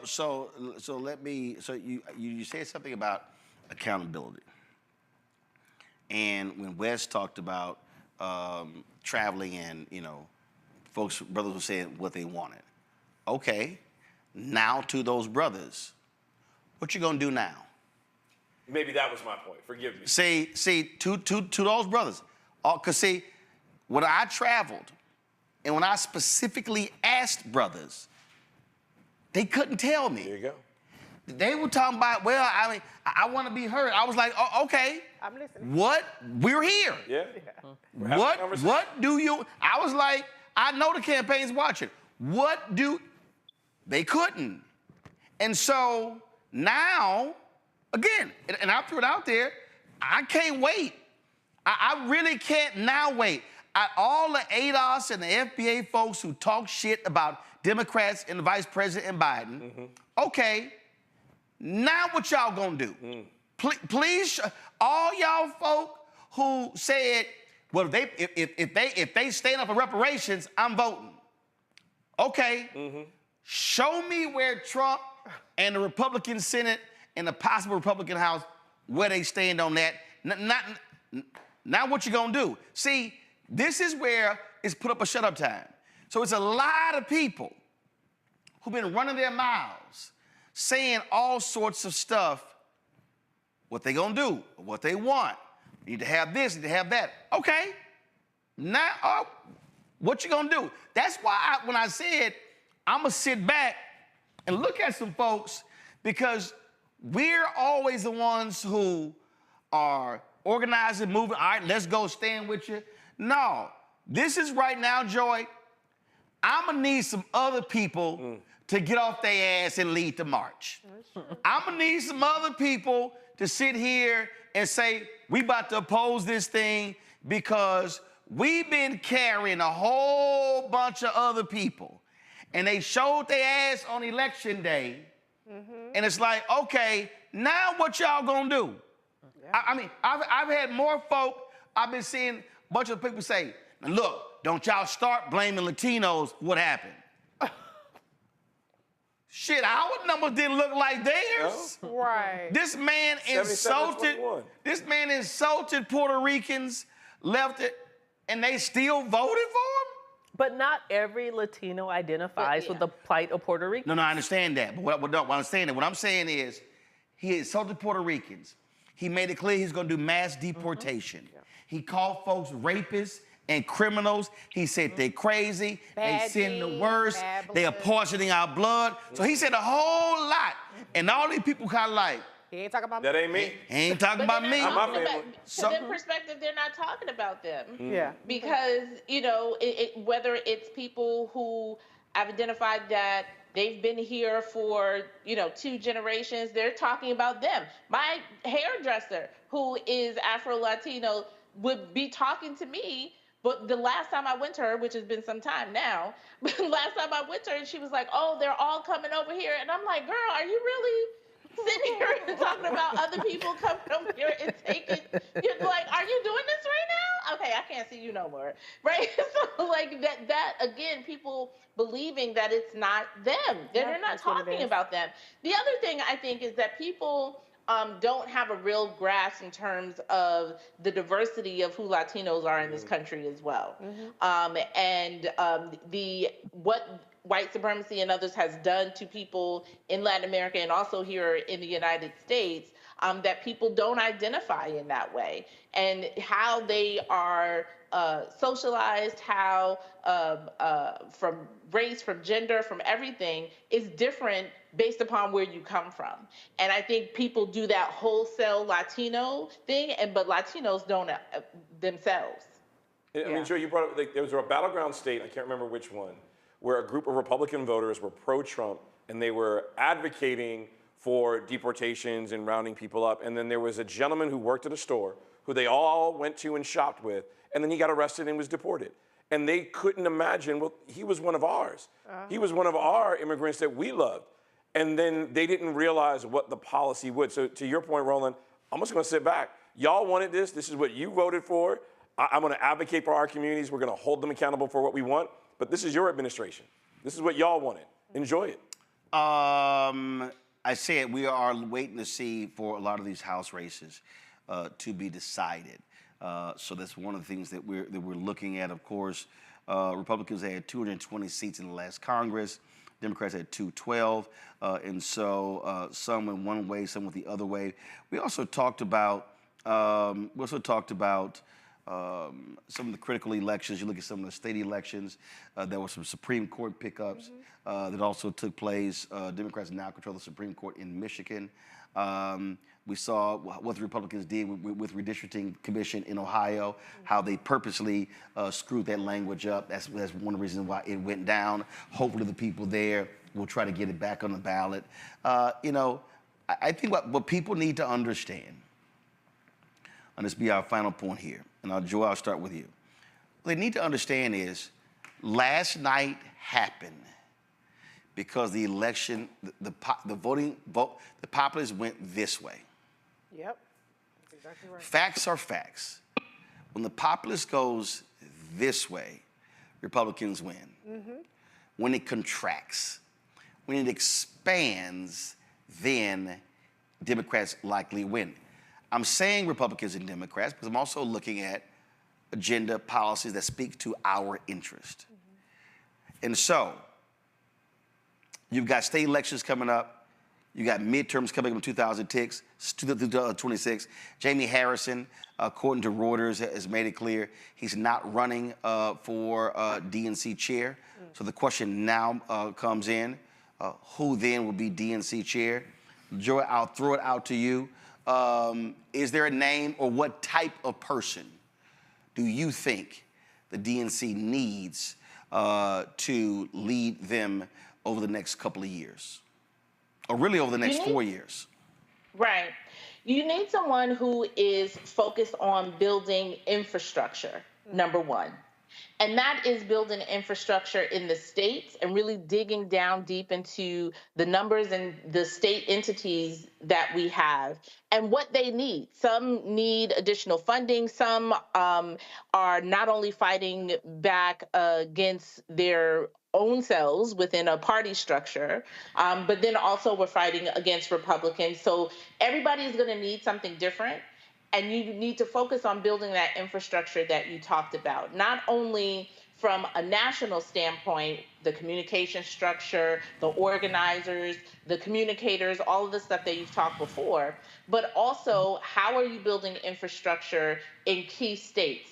And also someone who has the foresight to build an infrastructure that is inclusive of the base and the people that you want to grow into. And lastly, I would say someone who has the spine enough to push back against the funders and the donors who always want to go with what they know and what they are comfortable in funding. Yeah. Because that is another piece of particularly in the Democratic Party, right, is that people are going to follow what is getting funded. Mm-hmm. And if they can grow a spine and put forth a plan and agenda to build the infrastructure that's necessary, and then tell donors and others, this is our path forward, this is what we need, and this is what we need to fund in order to grow this party, in order to win back, not only going into the midterms, but going, like I said, looking forward to redistricting, right? Like this is an all hands on deck and being forward thinking and not just being on the defensive for the next 4 years. Rishi. I was hoping you were going to be next. I think to El Joy's point, infrastructure, but I would say emphasizing information infrastructure as well. I've said it a million times, so I'm a broken record, but we cannot organically win a war on information that is invested in to the tune of $1 billion. We cannot win a war with people just saying things out of conviction. We have to cultivate our side. And so we could talk about a Roland, but Roland does not have the resources as much as he has the reach and as much as he has the credibility. We done made a whole lot with little. Exactly. So we always on a shoestring budget and we always clawing and finding our way to something. And everybody else is swimming in cash. And so we have to invest in the information infrastructure. I think we have to get creative.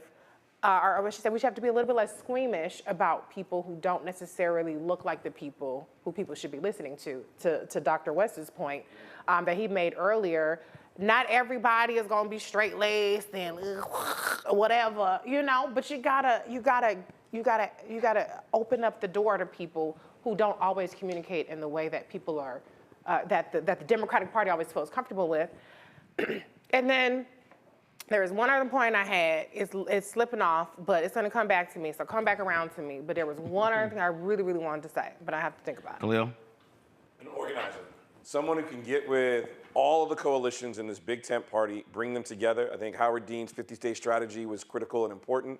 We need to find organizers in the Democratic Party that can go, as LaJoy said, at a state, local, and municipal precinct level and dig deep. We don't need you necessarily to be on the ground, but we need you to work with the groups that are on the ground already doing the work and amplify their work on a national level. Then we need to talk about resources. I love that we invest in media, but I am sure we paid for certain people's white media, certain people's third and fourth Nantucket homes of the billions of dollars that were raised on this campaign. Mm-hmm. I am frustrated that more Black-owned, and by Black-owned, because I saw this article, I don't mean a equity partner that's of a white-owned firm. I mean a Black-owned business that pays for the EIN and the taxes at the end of the year, that does the 990 themselves, and it is Black-owned.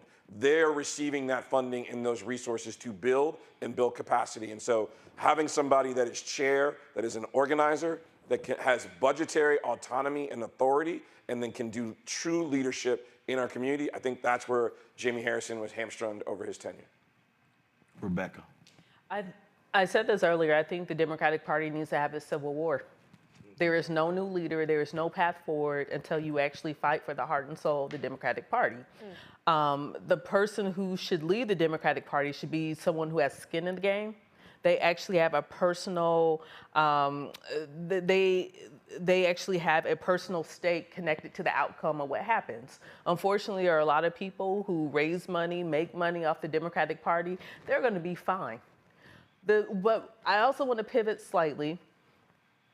For Black folks, I'm more concerned about what Black folks should be doing, less with the Democratic Party, because the Democratic Party was created by white people for white people. We happen to be using, the Black people as a collective happen to be using the Democratic Party now, because compared to where the Republican Party is now, Democratic Party seems like the party that it is easier to have those negotiations with versus this current Republican Party, even though 50 years ago it looked different. Black folks were able to negotiate with the Republicans.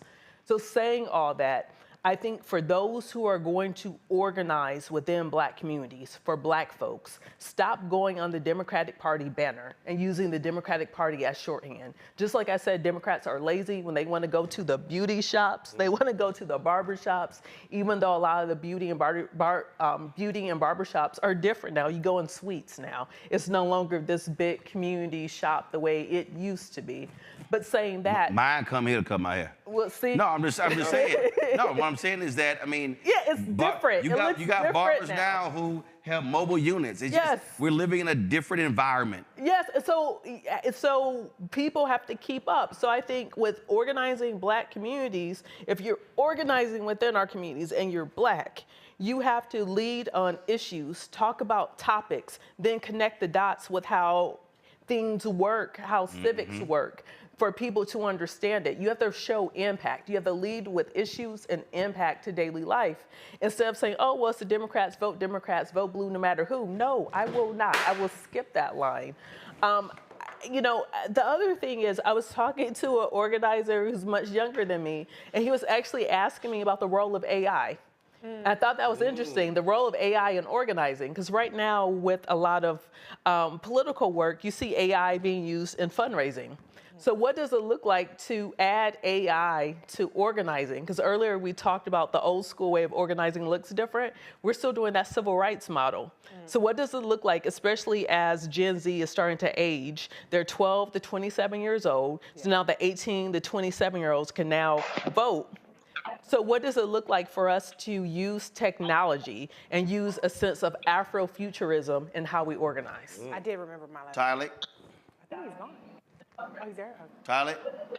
Yeah, definitely. I would echo the same sentiments that was said before. I would say on the progressive ideas that the party has, we have to stand the line on where we put our values at, and not being afraid to be progressive thought leaders and sticking to the point. As we clearly see the other side sticks to their point, we must do the same. As you said, holding the funders accountable, of not being afraid to tether the line, but being unapologetic about our progressive values and our voter bloc. We understand that young voters, Gen Z and millennial voters are the new voter bloc, and the mindsets of how we feel about different issues and progressive issues is much different than other generations. And so we can't be afraid to say what we stand for, to make folks feel comfortable. I remember my last point. Go ahead. So the last thing I wanted to really say is that, and I'm not saying that this applies to Jamie Harrison, but when we're talking about going forward, we need somebody who can rid the party of this elitist attitude, this dismissiveness of large swaths of the voters, and dismissiveness about what is moving the needle with people that we need to bring out to the ballot box. I mean, there were a lot of things that went unanswered this election cycle. There are a lot of disinformation talking points, dissatisfaction with funding for Ukraine, for instance, dissatisfaction with immigration, dissatisfaction with trans. And I don't think we should throw trans people under the bus, but my point is that we need people who have their finger on the pulse and who will answer to the things that are bubbling up, instead of being like, well, we're just gonna have message discipline and we're gonna focus on these things and that stuff ain't gonna matter at the end of the day. No, it all matters. And so that is one of the biggest parts. And when we're talking about Black people specifically, Rebecca, I want somebody who understands that just going to the Divine Nine and HBCUs and Black churches does not cover all of the Black people that we need to reach. I mean, I had an event, and I'm not trying to brag, but 650 sold out Black people, and somebody made a remark and they shouted out the Divine Nine, and people had, woo, that was 10% of the group. Yes. Okay, what about the other 600 people there? And so, you know, you have to reach every person. And there's, you know, we're gonna be like, yeah, y'all, what's up? We're gonna big up you, but at the end of the day, Black people are no more monolithic than Latinos are. There are Black Latinos. And so we need people who understand that you have to do more to reach more of us, and you have to pay attention to the things that people might think are stupid that somebody's listening to. That's dumb if they believe that, but they are. So what are we gonna do about it? And we have 4 years that we need to start today, and we have 4 to 2028, but 2 to the midterms, and next year for Virginia, where we need to start moving the needle on the things that the Republicans have had a 6-year head start on moving the needle with our voters and getting them dissuaded and getting them to choose the couch. So I'll say this here. I think the next leader of the Democratic National Committee has to come in with a big-ass trash can. I think the next leader of the Democratic National Committee has to make it clear that there are consultants and folks under contract who should be given their walking papers. Because the advice and the counsel that was given was shameful. The DNC, even though the DNC chair cannot control PACs, Future Forward needs to get called out. How are you the designated PAC for the campaign? And I travel this country, and I was in battleground states, and I was watching television and listening to radio, and y'all supposedly were running the stuff. It was amazing how I ain't see it. But I saw lots of Make America Great Again PAC and Trump campaign commercials. So I think that's one. 2, you've got to have a leader who can communicate in the streets and the suites.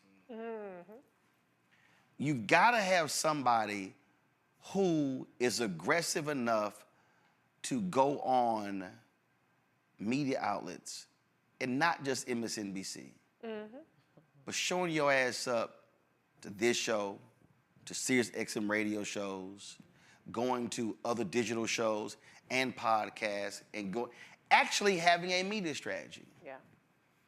It means hiring a team to put back together the Black political infrastructure that was obliterated when Obama was president. That has to happen as well. And you also have got to have a DNC, and that's the DNC. Republicans are going to control the Senate. Democrats, Chuck Schumer cannot be the minority leader. Oh, yeah. I don't give a damn how much money Chuck Schumer can raise. Chuck Schumer no longer can be the Democrat minority leader in the United States Senate. His time is done. Yep. On the House side, I don't want to see Nancy Pelosi's ass again on television doing interviews. It's time for you to go. Hakeem Jeffries is not. If Democrats regain the House, he becomes the majority. He becomes Speaker of the House. If Republicans control it, he's the minority leader. Nancy, it's time for you to go home to your husband. No. No, I'm saying that for a reason. Because you have to understand, you cannot continue to have 75, 78, 79, 80, 81, 82-year-old people laying out your strategy when you're trying to reach demos, and when Nancy goes and she don't do black media, because she damn sure didn't do black media when I asked for speaker. But she'll hop on MSNBC show, and thank goodness we ain't gonna see her on Andrea Mitchell, because Andrea Mitchell tired ass done with her show. I'm saying this because you cannot put new wine in old wineskins. You cannot have these folks who are still trying to use a playbook that's 20, 25 years old when literally what is facing us is totally different. That's true. It simply cannot happen. And this is also the moment where the Congressional Black Caucus has to truly wield its power and put some of your fellow Democrats' asses in line. You are the largest caucus in the Democratic Party. You should be setting the agenda. You should be leading the fight. And then we start talking about all of these different groups, CBC PAC, and all these other PACs and groups.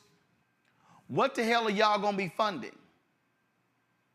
Politico dropped the story, somebody leaked it, that the CBC offered up a $10 million proposal to the Harris campaign to do a bus tour and to help out, invest in 2 groups to help these various House races. It wasn't the Harris' campaign job to help you win House races. That's what you were supposed to do. And the campaign turned it down, but let me be as real clear as possible. A CBC bus tour ain't it, y'all. What the CBC should have been saying is, send that $10 million to Black Voters Matter, to New Georgia, to Georgia Stand Up. Send to the actual groups that are on the ground. Because the data don't lie. Y'all, numbers ran.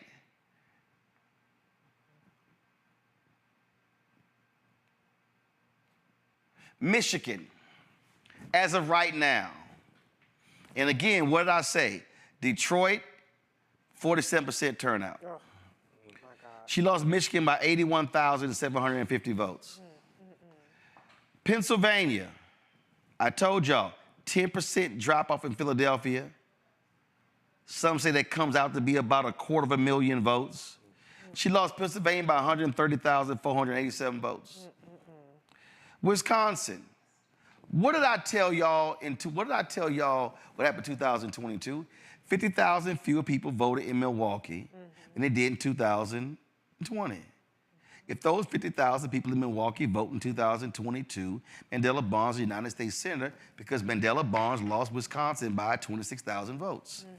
Right now, Kamala Harris is losing Wisconsin by 29,634 votes.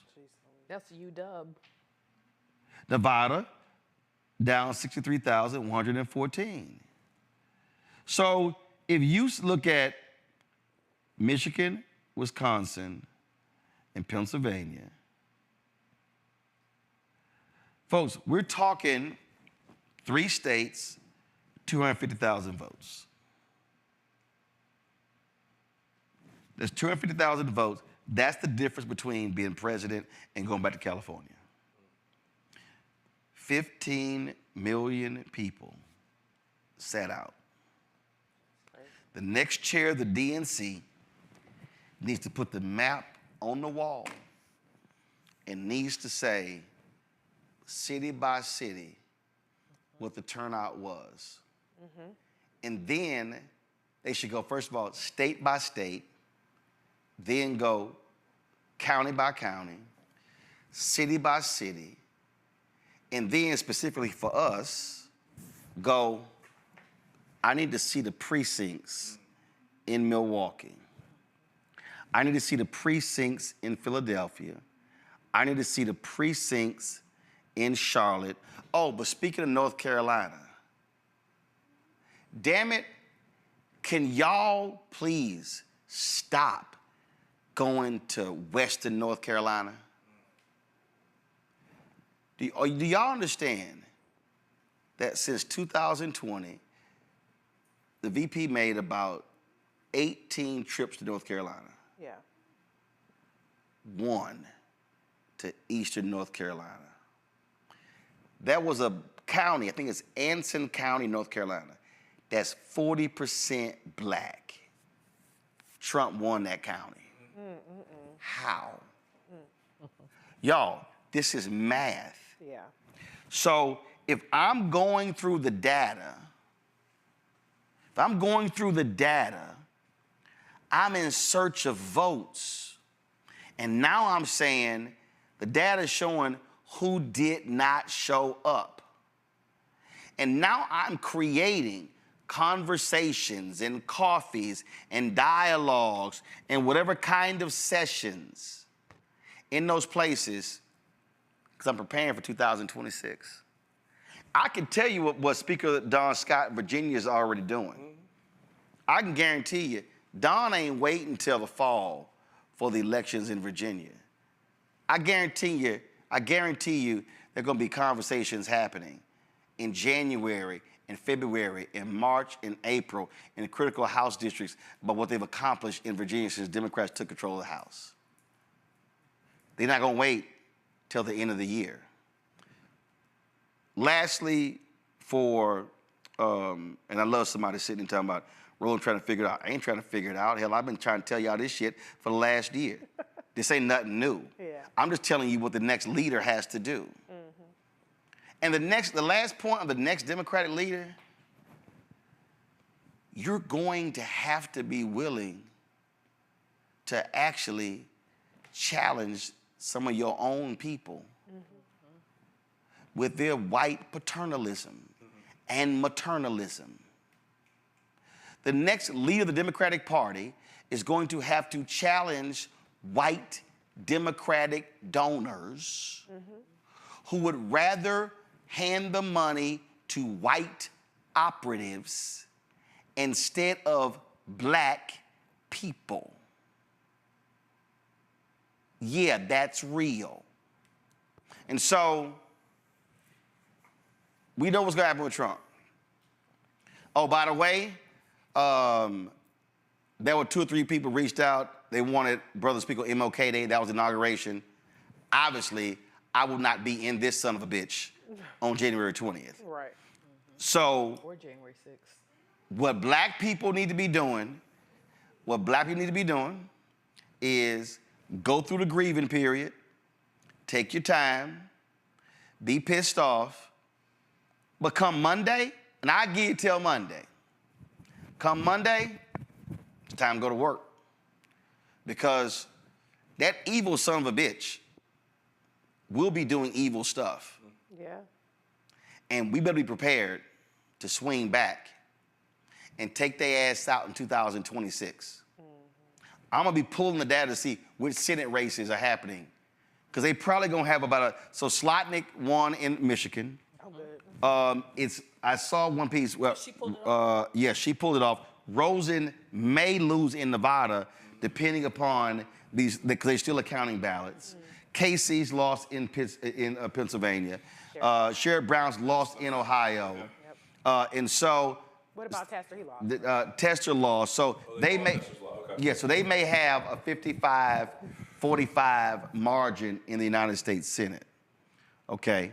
26 is tough too. That's a tough map too. So 26. Georgia? Yeah. Oh, I'm glad you mentioned Georgia. So let me just go ahead and say this.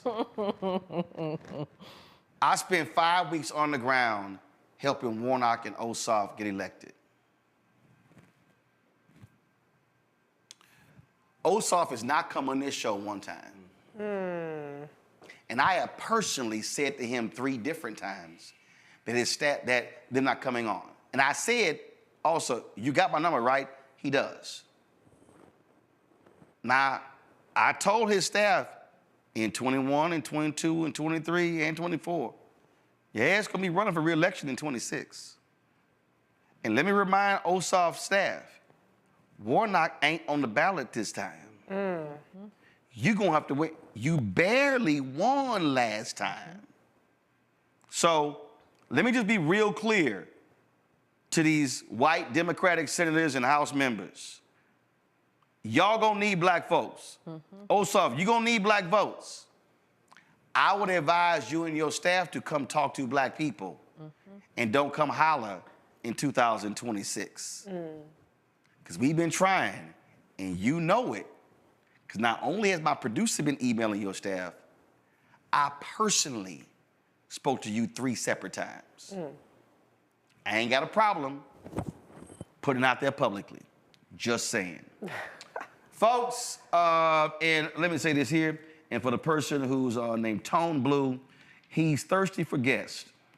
Your mama disagrees. All right, y'all. That's it for us on today's show. Support the work that we do. Join our Bring the Funk fan club. Send your check and money order, P.O. Box 57196, Washington, D.C., 20037-0196. PayPal is R Martin Unfiltered. Venmo is RM Unfiltered.